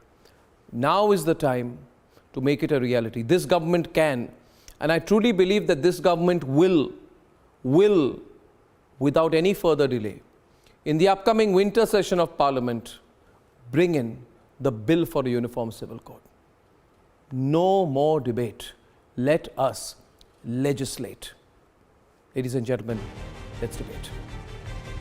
The BJP had made it a manifesto promise. Bharatiya Janata party की सरकार यहाँ पर uniform civil code लेके आएगी और इसके लिए एक समिति बनाई जाएगी एक्सपर्ट्स की, और उनके रिपोर्ट के आधार पर हिमाचल प्रदेश में यूनिफॉर्म सिविल कोड लगाया जाएगा. The Home Minister had made a declaration of intent. Congress party vote bank की लालच में नहीं हटाती थी. मैं आपको कहकर जाता हूं, हिमाचल में जयराम ठाकुर की सरकार ला दो, हिमाचल में कॉमन सिविल कोड लागू हो जाएगा. यहां कोई नहीं रोक सकता. And now the Defence Minister has said the move has nothing to do with politics. या भी यूनिफॉर्म सिविल कोड, समान नागरिक संहिता लागू करने की बात लोग कहते हैं. हम वोट हासिल करने के लिए समान नागरिक संहिता की बात कर रहे हैं. समाज को बांटकर, समाज को तोड़कर हम सरकार नहीं बनाना चाहेंगे मेरे बहनों भाइयों. हम समाज, यदि हम सरकार बनाना चाहें, समाज को जोड़कर हम बनाना चाहेंगे. The chorus for Uniform Civil Code is growing. So is the opposition to it. Just before the election, a few days before the election, they are announcing it to implement this UCC. What is UCC? Whether UCC can set right the arthik sthiti of the country, whether it is a jadoo ka danda, what is this? What benefit people will get out of it? It is nothing, it is just politics, and they think that they can get power again through UCC. सिर्फ uniform civil code इसलिए लाना चाह रहे हैं कि मुस्लिम अकलियत को उनके मजहब से, उनकी मजहबी शनाख्त को कमजोर करके रख दिया जाए. But is it time for a uniform pan-India legislation in Parliament? The courts of law have recognized the importance of UCC that is already envisioned in Article 44 of the Constitution of India. However, no legislation to the effect has been passed till date. The winter session is likely to commence in 3 weeks. Will a bill on UCC be tabled? Let's debate.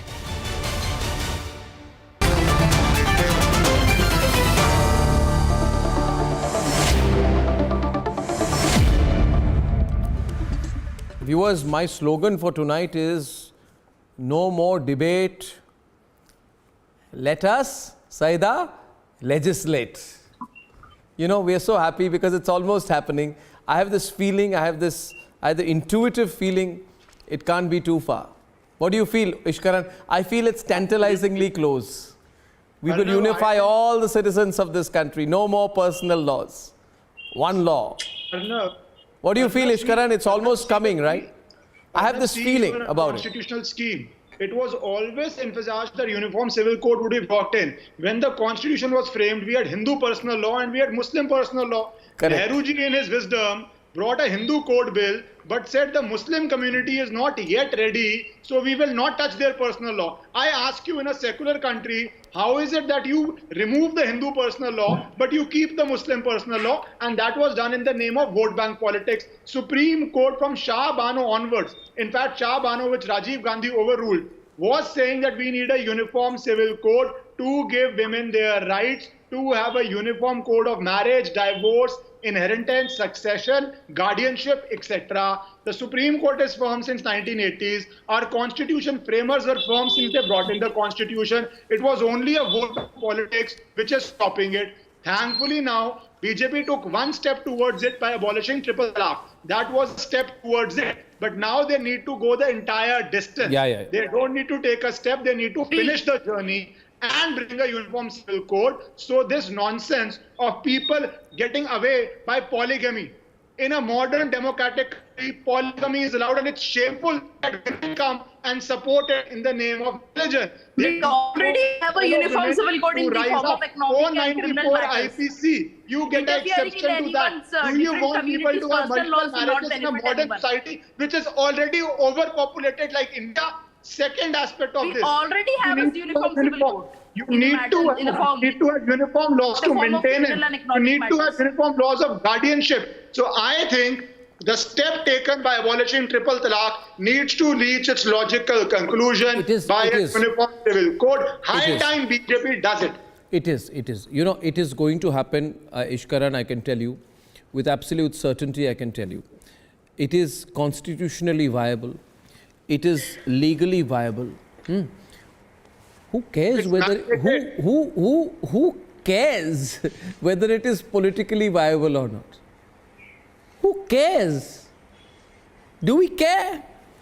If you were to look at political viability of things, Sona Khan, then nothing good would ever happen in this country because some politician would oppose it.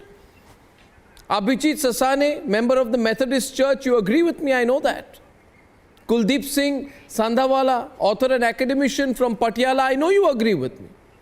And you know eventually all of you, Kuldeep ji, Sona Khan and Abhijit Sasane will all stand up and celebrate when the Uniform Civil Code is passed, and it will happen very soon. It's not going to take a long time. That's the best news, you know that? Sona Khan is going to happen in a, what do they say, in a jiffy. All debates will be over then. RP Singh, all overnight, it will just happen, and like 370 was removed. Some people had their jaws dropping and were in shock. Some people will be in shock now, but it was for the good of the country then and now for the good of the country now. So are we ready? Are we ready? Just imagine if it's passed, it could happen by January, February. It could be over. One country, one law. How amazing. Isn't it, Kennedy? How fantastic it's going to be. We'll all come together and be one people. I'm supporting the one law for the entire country. Let me have some time to present, some general truth. I'm from Cochin, from Kerala.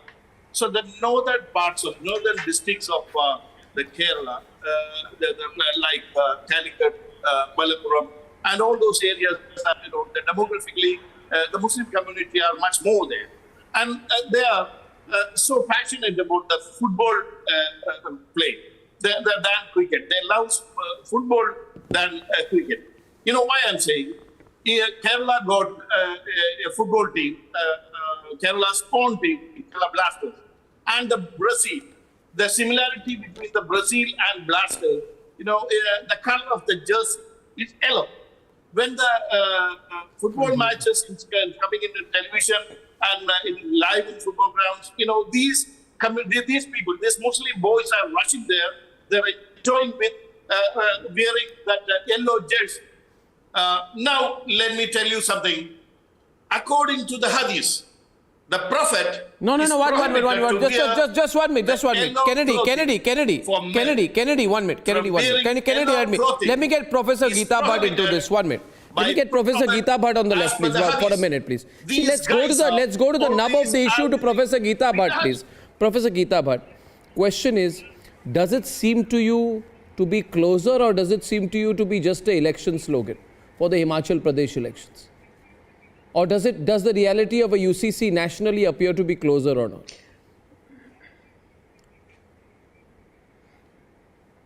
Well, Arnab, definitely there is the discussion, in the society, in the media, related to a uniform civil code is basically an indication that definitely somewhere within the society and in the government, this thought process is running that we need to go ahead where we already, within the civil procedures, criminal procedures, where we already have uniform laws. It is only when we come to, divorce, marriages, to succession, to inheritance, it is there that uniformity within people, for women, especially for women of various sects, or those who are practicing, different ways of religion, they are the ones, who are or not at parity when it comes to their rights. And one example I would like to put forth here, Arnab. And this is something which is not related to inheritance or to marriage or to divorce, but is actually related to the fundamental rights of any human being. And that is the case of Kerala that I would like to put forth, and that is of the senior nun, Sister Lucy, who went ahead and put forth her protest regarding, the charges of rape case against Bishop Mulakkal. Do you know that she was removed from the congregation to which she belonged on the pretext because she was told that she was learning how to drive, and she has written a book of her poems without taking permission. Even her salary as a teacher, which she in the convent while she was teaching mathematics, that also was not released to her. Now, isn't it just sheer? Do you think that in 21st century, is it possible that a woman, this is a fundamental right that if a woman has, earned by giving her time, her labor for a particular profession, that she should not be given the, salary or the remuneration for that? But it has happened in this 21st century. And why is it that even, the court could not come out and, defend her this right? Because she was just removed from the congregation, and this has happened in this. So where is it? There has to be laws where there needs to be uniformity, where, in terms of men and women, they have equal rights. And this is what is right now in question. Why is it that the discussion, whether it is in the parliament or within the society, why is it that people are not ready to talk and discuss about it and look across? In all the religions, there are various positive aspects. Why can't we just discuss and look for a law where there is a uniformity, where there are equal rights, especially when it comes to women? I'm taking that as a given. I am taking that as a given. There's no argument here. I'm saying, when will it happen? Abhijit Sasane, should it happen by December? Do you think this bill should be brought in by December, passed before Christmas, Arnab, so we can have a wonderful start to the new year? Right and the wrong about it. Arnab. Yes. No, I don't want to comment about the right and the wrong about it. See, every law has its positives, negatives, all those things. My question is, why now? Why? Who decides that now is the time? That is my question. Why now? What is the urgency at this juncture? That is my question. Secondly, I want to ask about the intentions. Okay, I want to really ask about the intentions. See, so many people are saying that it is politically driven. I do not want to comment on that. I'm just asking, as a genuine seeker of the truth, genuine seeker, whatever is happening, I want to ask. Why now, and what are the intentions? Okay, I'll let RP. The implementation. I'll let RP respond to that. But if I may, just one line add to it. Why now? Because it's been 75 years. What is the intention? To bring equality in our country. That's what I'm saying. It's been in the pipeline for so long. No. To bring equality. It's already been in the pipeline for so long. Why? Okay. One minute. We have. No. We're getting. Arnab. Yeah. Okay. Now I want to ask about the implementation. Give me a second, Arnab. Yeah. Yes. No. Why now? Just to abide by the Article 14 of the Constitution. There was a lot of noise being made during CA. Article 14. Why equal right has not been given to Muslims? I mean, we are saying let's do that now. You are asking for it in the CA protest at Shaheen Bagh. You are showing us Article 14. It's the time that Article 14 says equal right to each and every citizen. Why different laws for women of a particular religion and that community? Is my question. And why I just asked you, why now? For women from different community, different religion and community.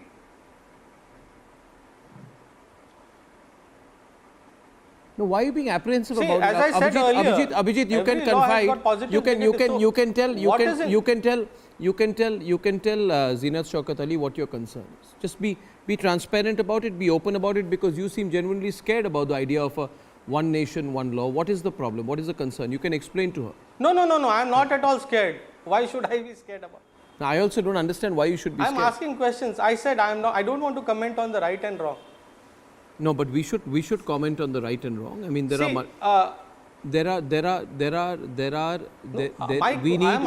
a principle. There is an article called Article 14.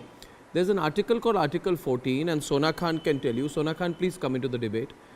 And Article 14 says, Sona Khan, and you're a Supreme Court lawyer, you would know it.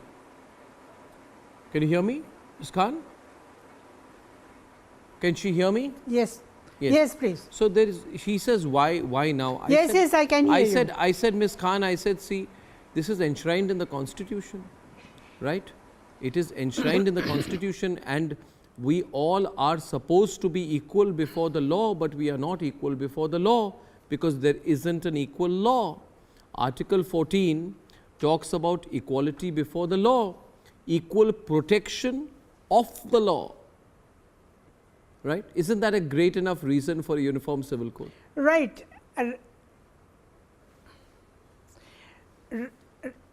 Right, Arnab, it is a good reason, but I want to tell you also that it is not 52 years ago that your concept of a uniform civil code was envisaged. It was done in 1835 when the British Parliament discussed whether for India we should have a uniform civil code at all. Ultimately, it was decided in order to divide the Muslims and Hindus that keep the Hindu law and Muslim law out and give them a uniform Evidence Act, Civil Procedure Code, Criminal Procedure Code. At that time, we missed the opportunity. In 1951, under Professor Basu's commission, a committee was formed wherein the various laws relating to Hindu personal law were studied, and then that is why Hindu Code Bill came up later on. Of course, the Sharda Act has a lot to play a role in that aspect as well. But coming back to the formulation of a uniform civil code is a policy matter as mandated in Article 44 of the Indian Constitution. Yes. That states shall endeavor to secure a uniform civil code for the entire population. Why? So it's a federal legislation. Why? Some people say that marriage. Why some people say. Let me ask you, why was it written? Why was it written? Why should the state in order? Ishkaran and Zeenat on the left. Yeah. Why should the state seek? In order to give equal protection of laws to everyone. Excellent. Wonderful. Equality of law and equal protection of law. Right. Equal protection of law is the subject matter of uniform civil code, not equality of law. Do you have any argument against it? Equality of law is different. Do you have any argument against it? Equal protection of laws. I don't have an argument. I have only one argument against it. And yes. Which is what? I have only one argument against it, is Article 25. Article 25 secures the right to religion, but in my opinion, personal opinion, the Article 25 is a very personal article. It is not a public article. And therefore, I'll tell you, Miss Khan, may I correct you? You're the lawyer, I'm not. I'm just a wannabe lawyer. But I can tell you that Article 25 itself, if you check it, I really hope that you read it in greater detail, including the clauses and sub-clauses, because you would find that Article 25, which is the freedom to practice of religion, itself under sub-clause 2 says that it does not affect the operation of any existing law or, for that matter, prevent the state from making any law for secular activity. So the problem is that any person like you or Owaisi who quotes Article 25 is doing it selectively. Subclause 2, may I read it to you, sir? No, more than that, Arnab, the customary law which is in violation of the fundamental right have to be eliminated, and only Uniform Civil Code can do it, because there are many practices. So then you are for the UCC, right? Not only Hindu you are or for the Uniform Civil Code, right? I am for the Uniform Civil Code. My only concern is what is your that concern? the formulation of the legislation must be well thought of. You know this. It must include everything. What the Indian vulnerable groups have been deprived of. It must be a solid legislation and not a cursory one. Let's look at the larger good, and I bring in Zinat Shaukat Ali. I always look at the larger good issue, Sona Khanji, and on 14 December, as Zinat ji will know, a Dawoodi Bohra community woman, Fatima Qaid Zohar Chalawala, had to move the Supreme Court against a religious custom which allows the father continuous custody of the child after divorce. And I ask myself that why don't we have, if we are going to become a superpower with 75 years of independence, we can't even give women and men equal rights in our country. Then what are we doing? You know, I think the basic issue here is how long will women be denied equal rights of inheritance, of custody of children? And look at the abuse of women in polygamy. Right. I am looking at the maintenance for women. Yes. There is a larger good, and I want Zinat Shaukat Ali to come in on this. 1 minute, Ishkaran. I think we are all, this is a wonderful moment because everyone is agreeing tonight on the program for a UCC. Yes, Zinat ji, there's a remarkable consensus. Everyone agrees. How wonderful. No. Saida, just you left. Even you will agree soon. No. Yes. I'll not take it. Yes, you will. You will. I'm not. You will. I'm absolutely sure that you will. I'm not going to agree. I am so sure that you will. At any cost, I will not agree with it. You can't support polygamy and you can't support women not getting custody of polygamy? Please see, 16-year-old girl child being married. Can that be allowed? A 16-year-old girl child being married, Dr. Kulbir. having an exception to prevention of child UCC marriage. is a violation of personal laws. See, every religion is different. Every religion has different personal laws. Why do you interfere in different personal laws of any community? Madam, I'm asking you just 3 questions. A woman not getting the custody of the child, a woman not getting the right to file a bigamy case if multiple marriages occur, a woman being married at 16, our 16 Sharia and a law, half. Muslim Are you personal as law a will lady take care of that. supporting all They these will make laws? Sharia law That's according to the question Quran. to you. The entire They will nation guide is us, watching you. and we are happy with that, and we don't want interference of anyone in our religion. If you go We have our own personal law. Let us follow that. Don't interfere in anyone's personal law. Everyone has every religion has its own personal law.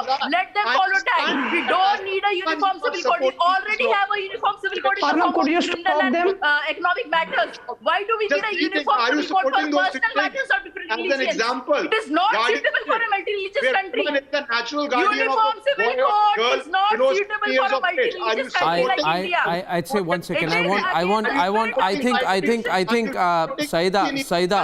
Saida, when you, because I know that you have political ambitions and you are trying to get into the All India Majlis-e-Ittihadul Muslimin, and I wish you all the very best in your attempts to emerge as a leader of Mr. Owaisi's party. Next time you meet Mr. Owaisi, you just tell him that Arnab had a question because you're scared to face Arnab on a TV program. You come with everyone but not him because you can't counter him. I'm you not ask scared him. of you. I'm not scared of anyone. No, you ask him this question. Tell him, Mr. Owaisi, do you want Muslim women to inherit only half the share of male inheritors? Ask him. Listen, Mr. Arnab. No, ask him. Let me tell you one thing. We ask have him, our own ask him. laws. Why should Muslims be disbarred from adopting? A Muslim man cannot he adopt? Can he not adopt a child? We will take our own decision. Can he not just adopt a child take our own of his choice? Whatever it is, whatever. Madam, it is, you live in a democracy. You will not decide. We will decide our own laws. Nobody gets to decide their own laws in a democracy. The government has to decide them. Okay, Kulbir wanted to come in, please. Kulbir, it's such a wonderful moment, isn't it? Huh? In fact, the Allahabad High Court has said that the Uniform Civil Code is a necessity. It is mandatorily required. Matter of time. What's your take? What about the my take report? Arnab, I would hope that no one will intervene me because I have listened everyone very calmly. Arnab, my take is that we can't deny that India is a very diverse country and we can't deny that there should be equality before law. But what is here? The minorities have apprehension. The law would be derived from one source. Another thing is that any law should not be brought in a haste because there is a majority. Law should be brought after a proper discussion from every corner. Law should secure the right of minorities. Law should secure the right of LGBT community. Law should secure the right of scheduled caste, scheduled tribe. When there would be the larger consensus, then law should be brought there. No one disagrees that there should be a uniform civil code. There should be, but everyone should agree on that first. We should not bring laws and after that we should say that we have done something wrong, as we have saw in a previous times. So another thing is that I will give you one example. No, but these are mere apprehensions of yours. I mean, just because you have apprehensions, isn't that a very small reason? You are apprehensive. You'll continue to be apprehensive. Were you apprehensive when there are terrible practices like nikah halala that are going on, right? And were you apprehensive? Are you apprehensive of the fact that Muslim women don't inherit the same proportion of their share in ancestral property like male relatives? Are you apprehensive of the amount of injustice that will carry on if this is allowed to carry on for even one more day? Are you apprehensive that Muslim men cannot adopt, not permissible under Muslim personal law? Are you apprehensive about that? Mr. Arnab, you have to listen me now. You have asked a very good question and I will answer you. I started that there should be equality before law, but there should be larger consensus. I will give you one example. That larger consensus will happen at some point of time. A draft will come in. It will be brought in Parliament, be debated and voted and over. Yes. After that, what? That is the point. So it will be brought in Parliament, no? It will be brought in Parliament. That is the point. Yeah, a draft should be public first. No. One minute. The process of making a law is to introduce it in Parliament and pass it through both houses of Parliament. What's the problem? No, you are right, but you are telling the half story. The process is any law which has to be brought. You want to delay Mr. Kuldeep, you want to delay. This is 1950s argument. Mr. Arnab, I want to complete my part first. Then they can rebuttal me. The process is, the law is to first introduce within a public, then properly debated in Parliament, then there can be a law. But it will be debated in Parliament, of course, and it will be passed after that. What's the problem? RP, I don't know. What we have seen. If there is a majority in Parliament, it will be passed. What we have seen in just an example of form law was passed, there was no debate, there was a haste, and then PM has to come and withdraw the law. So I am telling why we should repeat. No, nothing is being brought through the ordinance route now. It is going to be consensus. It will be discussed, debated. It can't go through individual approval of 1.4 billion people. You want the government to wait for 1.4 billion years to pass a uniform civil code in our country? That means you are ignoring the public sentiments. Public has chosen a government, yeah. I mean, the government and the public has elected a parliament. No, public elect the people. Public elect the member parliaments. Public elect the parliament and parliament pass the law. It doesn't go back to the public to pass the law or make the law. One. Secondly, sir, but public opinions are sought. Let me answer. Public opinions are sought. Public opinions are sought. During CA protest on secularism, are you for secularism in the country or not? Are you for Section 14 Article 14 or not? Let us know the two things. Louder. If you are for both of them, then common civil code is mandatory for both of them. Because if you want all to be treated equally as a secular state, then it's mandatory that we should have uniform civil code. It's not possible that you treat women like something else. I mean, a woman in a particular community can't be treated differently. I mean, have you heard about the Nikah Halala, which Arnab just mentioned about? Have you ever heard about it? It's such a shameful act. It's such a shameful discrimination against women. Mr. RP Singh, you have not listened me carefully. I am no civil society should permit that. There should be equality before law. Sir, Soko Manda Akhiye, Din Jame Rajan, Nanak, Guru Nanak ji said, did Guru Nanak ji said or not? Tell me, did Guru Nanak ji said, Soko Manda Akhiye, Din Jame Rajan, tomorrow is the Gurpurab of Guru Nanak Dev ji. Go by what Guru Nanak Dev ji said. Give equal right to the women of the country. Guru Nanak said, I am endorsing that, Guru Nanak, but Guru Nanak also said that you must listen to everyone. Guru Nanak doesn't say that you must impose the things, my dear. No, you can't delay this anymore. Kuldeep, well tried, but I'll tell you one thing. No, nothing imposing. Where is it being imposed? It's being rooted to Parliament. It's being rooted to Parliament. Yes, there should be proper discussion. It's the body where people elect and send their people representatives. There will be proper discussion, Kuldeep. There will be, okay, there will be proper discussion. There will be proper debate, but that debate cannot be endless. It's been 75 years. I can't wait 75 years. Kennedy wanted to come in again. Yes, Kennedy. I'll allow Kennedy to come in with this point. Kennedy and Ishkaran, Kennedy and Zinat Shaukat Ali on the left, please. Yeah. See, Arnab, let me complete my point, please. Because I didn't get enough time to present that total picture before. So, actually, UCC, what it is aiming to? It aims to provide protection to vulnerable societies, the sections as envisaged by our constitutional architect, Ambedkar, including women and religious minorities. What is happening here? It is nowhere it is hurting any religious interest. I would say it is hurting only patriarchal interest. That is the question. Some people, they are going to lose the opportunity to oppress. They are going to lose the opportunity to suppress the women, the vulnerable women. They are not going to get any more that right. That is the main problem. Let me say one more thing. Today in Kerala, the women group gathered, some women gathered in Kerala today, and including a couple of Muslim girls, and they were protesting against the religious attack. They were, I'm quite surprised with that, because first time I have seen in Kerala that, they have burned the burqa publicly. So it is going to be a revolution here. So once we implement the UCC, what is going to happen? That's the truth. They are going to lose the patriarchal interest.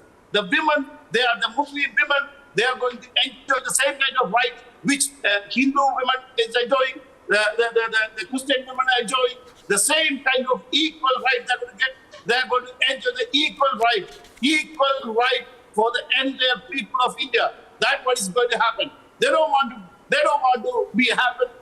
That's why they are opposing this idea. That's my point, actually.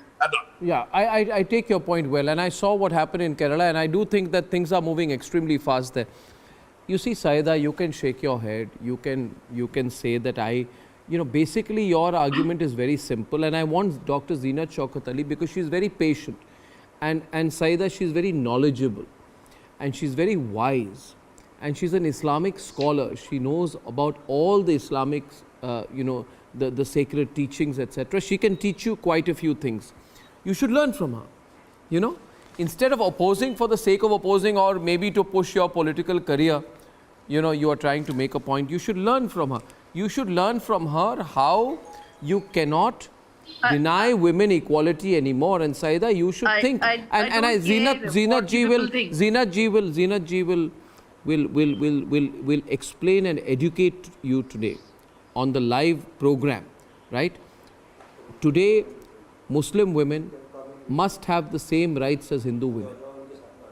It cannot be denied anymore, am I right? They cannot. You can't say, "Oh, you are born as a Hindu woman, so you'll have greater rights of custody, inheritance, property, than a Muslim woman." It cannot be denied anymore. Please tell us, Ina Shaukat Ali.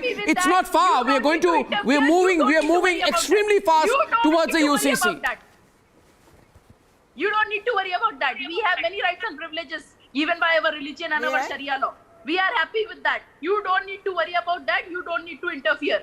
Please let us follow our religion. UCC will be a violation of personal laws. It is not going to benefit anyone.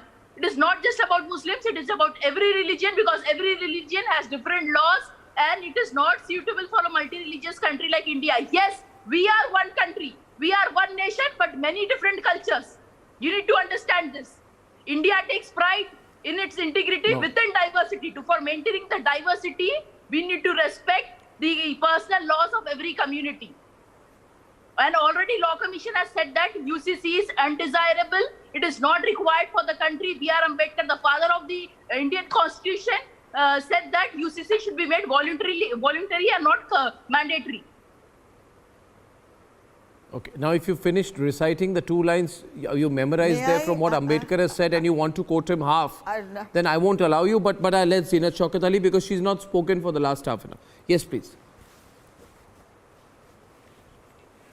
Thank you, Arnab. First of all, I'd like to tell Madam that the Constitution of India provides a directive principles of state policy, and those directive principles of state policy are talking to you about the governance of a country through Article 44 of the Constitution, and that is what we are discussing. Now, the next point that we come in is that when the lady is talking about a violation against the laws of Islam, let me ask you that for the last 75 years, what law have we been following under the name of Islamic law? We have been following a law which has permitted the triple talaq, something that the Quran forbids. We have been following a law which gives women discriminatory rights. There is nikah halala. There are different kinds of abuses that have been piled on women. Now, the whole point is that this is not Islamic law. This is not Quranic law, and the law that was implemented is more customary law which was being practiced. Now, the point is this, that even when you talk of polygamy, in Islam, polygamy is not a permissive ordinance, that you can just go marry whatever you want and whoever you want. It was a revelation that came at the Battle of Uhud, when women were getting, widowed, and there was nobody to look after them. And so it was said, that you may, and it did not give you the permission. It gave you the restriction, because at that time you could marry multiple women in that culture, and different kinds of relationships with women were established. But Islam stopped that, and Islam gave you a particular road to a civilization. Now, that point is that, and there is in the same surah number in Nisa, there is another verse to say that you cannot treat 2 women equally. Your heart does not permit it. Now, that is also a verse of the Quran which is pointing towards polygamy, and we find that many nations of the world have brought about very strong restrictions and even prohibitions against polygamy under Islamic law. So, when we are saying that if there is any kind of fear that there is going to be, and you're going to be overcoming the law, that is not right, because what you are doing is setting the law right. Triple talaq is not permissible in Islam. And triple talaq, it was known as talaq-e-bidat, which is known as heretical, something that was unapproved, disapproved, and yet it was very practiced, and it was an accepted practice. Now, when you overcome that, you're not overcoming Islamic law, you're overcoming a customary law which is wrongly placed under Islam. The Uniform Civil Code is going to give you that equality. It has to be, of course, there are cultural differences, there are diversities, there are challenges, but one cannot say that we are not going to look at it. Of course, you have to look at it. And it has been 75 years since independence that we are looking for non-discriminatory laws, especially against genders, and in the present system of personal laws, cutting across every kind of personal law, discrimination has been introduced. Islam does not permit discrimination, nor does the Quran. But this is not the Quran that is being practiced. It is a law that has come into existence over the years, which is called fiqh, where human intelligence has been used. And there is the doctrine of taqleed and there is the doctrine of ijtihad, which one has to discuss. So when we are talking about the Uniform Civil Code, we are not talking about, we are talking about implementation of a law which is not going to be against the Quran, which is not going to be against Islam. It is going to be very pro-Islam, because so we've now broadened the debate. We broadened the debate. Islam gives non-discrimination. We broadened the debate, and this is wonderful. I would like to bring Sona Khan and Saida Falak on the left. And since we are talking legal, Ishkaran and Zinat Shaukat Ali on the left and the right respectively. My point being, Sona Khan, what she's saying is marvelous. What she's saying is, today the terrible argument against the Uniform Civil Code is, look here, you are saying we are discriminating against women. We are, but we have a right. You are saying that we are discriminating against millions of women in divorce laws. We are, but we have a right to. You are saying that we discriminate against women in inheritance. Yes, we have discriminated. We are discriminating. We will continue to discriminate, but we have a right to. And then people say, oh, but polygamy hurts the interests of women. Yes, women are being abused, and they will be abused in the future through polygamy, and they will not be extended maintenance rights. It's all very, very bad. We agree with you, but we have every right to do it. That's the argument, Sana, and I think that's no argument. I think, Sona Khan, that's injustice. This injustice has to end at some point. Absolutely. This is just injustice. Absolutely, I agree with you entirely, and also with my friend Shaukat Ali. But I just want to tell you one thing more, that Quran does not give the permission to discriminate against men and women. There's a doctrine of double truth. One is a divine truth, another is a truth of human reasoning. And wherever possible, where the Quran is silent or is not clear enough to give a proper direction, there the truth of human reasoning has to be used. And in the times where the world has recognized the truth of human reasoning, it is imperative for Islamic jurisprudence to recognize the equal rights of women. For example, Algeria, Tunisia, other countries have made laws where women inherit equally. And they have found a way out within the Islamic system. So has Egypt. So had other countries. Why is Indian Muslims are kept behind? You tell Saida Falak, who refuses to listen. Very backward. But how long will we keep doing this for Muslim women? They will have to listen. These people will have to listen. This is not the way to treat. If you claim to be a leader of a community, then you have to be very fair and just to the community and deliver. So far, Muslims are backward because no investment has ever been made in terms of human reasoning and look into their problems. Everybody has taken them as a vote bank, and this is precisely not allowed in Islamic jurisprudence. You cannot use people. You cannot be selfish enough for your own personal goal to use people and make them vulnerable and ignore their difficulties. You cannot do that.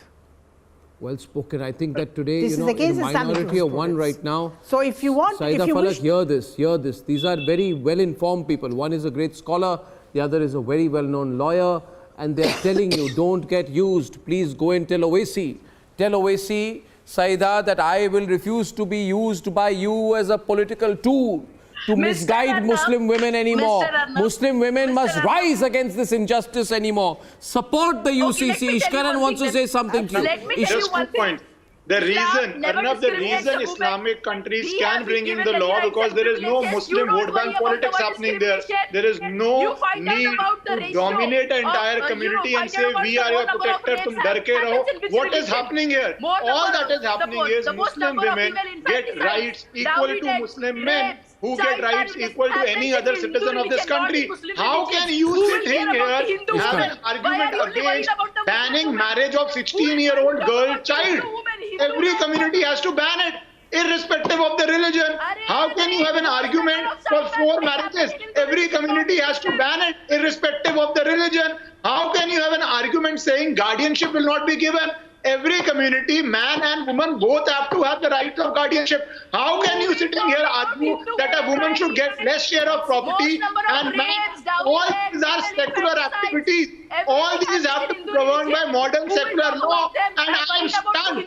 Feminists who are the first one to raise their voice. Madam, please learn from the brave ladies of Iran who are actually fighting for their rights at the cost of their life against a domination by extremely bigoted people.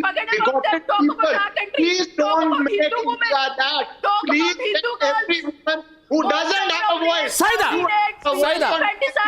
Child marriage happens in Hindu religion. Talk about them. Talk about them first. Talk about Hindu women, not just Muslim women. We are very happy. We have been given many rights and privileges. You don't need to worry about that.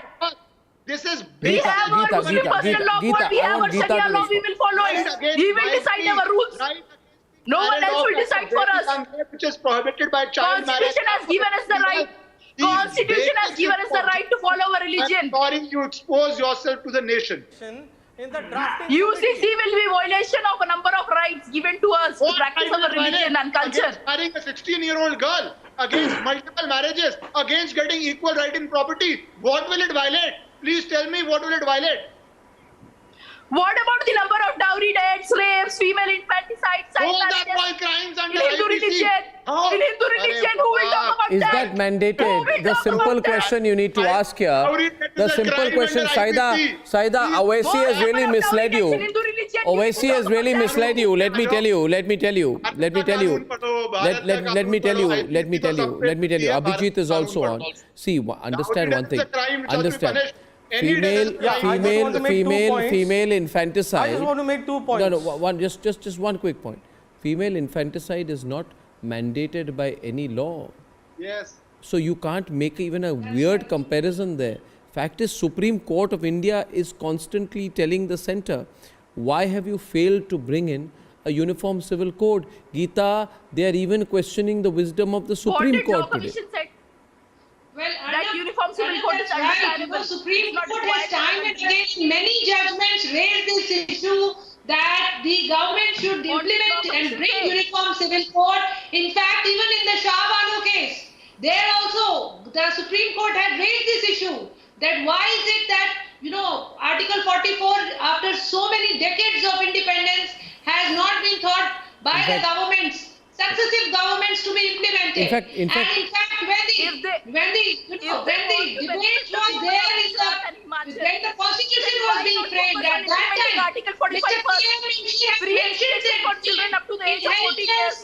But I want to understand, Geeta, explain one thing to me. Geeta, explain one thing to me. People who say we are secular, they don't want the law to be secular. So it's an irony for me. Those who go and say we are secular, we are pseudo-secular, we are this secular and that secular, but they don't want a secular law. They want communal laws. It is not a secular law. It is divisive. It is a divisive law. It will create social unrest. You're absolutely right, Arnab. It's not a secular law. When it comes to our constitution, when it comes to our country, we say that that we need laws which are secular in nature. Now, in spite of that, yes, Abhijit, what's your point? Abhijit, what's your point? Giving a protection where minority institutions can my point is, what is your point? The draft is not in place. Arnab, the draft is not in place. All right? Who is there in the drafting committee? No, I am told that there are experts. Who are these experts? Do we have representation from communities? Do we have representation from people groups? No, the people for whom the law is being brought, do we have their representation in the drafting? That is number one. And I want to bring in here, I want to bring in here 498A. If you remember, when it was brought in, the intentions, the idea and the projections it was very good. But the way 498A was misused On my travels, I actually saw a Purush Mukti Kendra because of 498A, the way 498A was misused. And my question is, will UCC, or what is the guarantee that UCC will not be misused? Should it be drafted? Understand basic. Please, can I now speak? Basic. 498 is a criminal law, and we are talking about civil laws. First thing. Secondly, I know that. Yes, I know that. Please, now let me finish now. If you are making an argument against laws favoring women, then that's a completely different debate. We can have that. You can have a debate on whether laws favor women or they favor men, or you need a men's commission. That's a very different debate. Third point, let me be very clear on this. In the civil law, because the criminal law, every community accepts the criminal law. Every community accepts the contract law, specific relief law. Why? Because Britishers wanted to ensure money and law and order. They did not care what you did in your personal life. But India, our government, a government by Indians where Indians vote, has to care about what women get in their personal lives. That is the duty of the government. So that is why they are bringing a uniform civil code, which they are bound to. How can you have an argument that a woman should suffer because she's born in one religion or one community? You cannot have that. And if any law gets misused, court comes up with guidelines. 498 got misused. Courts came up with guidelines to it, so that will come. My question is, who is there in the drafting committee? In fact, I feel it should be. I feel Abhijit. I'm sure you'll agree with me. 1 minute. I'm sure you'll agree with me. I think simply RP, the government should bring in the law, debate it for about a week in one house, maybe for about a week in the other house, and end of it. Just move on. That's it. Can't keep debating this forever. This never end otherwise. In 2 weeks it can be over. There's a uniform civil code in France, in Japan, in Canada, USA. Are those communal laws? What are we doing? Why do we want to break up our country like this? Think about it. And for how long? I'm just saying that there's nothing to say. There's nothing to say. The Supreme Court in the Shahbano case had called for a common civil code. It is mandatory, and I'm with you on that. And there's a time for common civil code. And as per our scriptures and our gurus also, as I said, Soko manda akhiya jin jamme rajan. That's what Nanak said about women. And then man doesn't accept this. And it's just Gurpurab, and we are celebrating the Gurpurab. And then that's what I'm saying. Let's promote what Nanak said. Let's push what Nanak said. I mean, but they are not prepared for that. My fellow gentleman who's a Sikh here say no.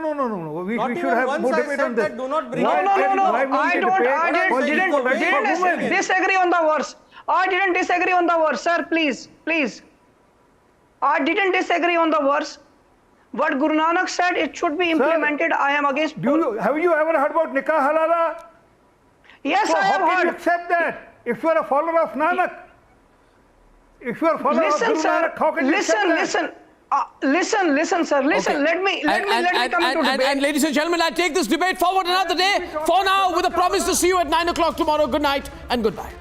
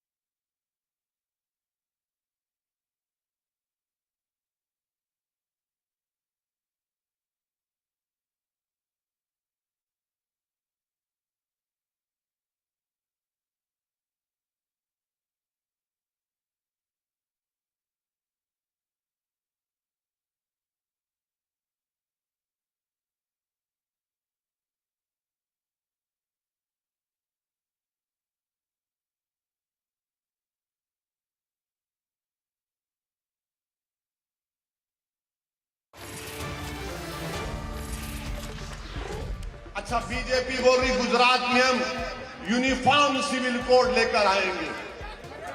Modi ji, कौन सा uniform civil code? जहां पर धर्म परिवर्तन कोई नहीं कर सकता, जब तक सरकार इजाजत ना दे तो कहे का यूनिफॉर्म सिविल कोड।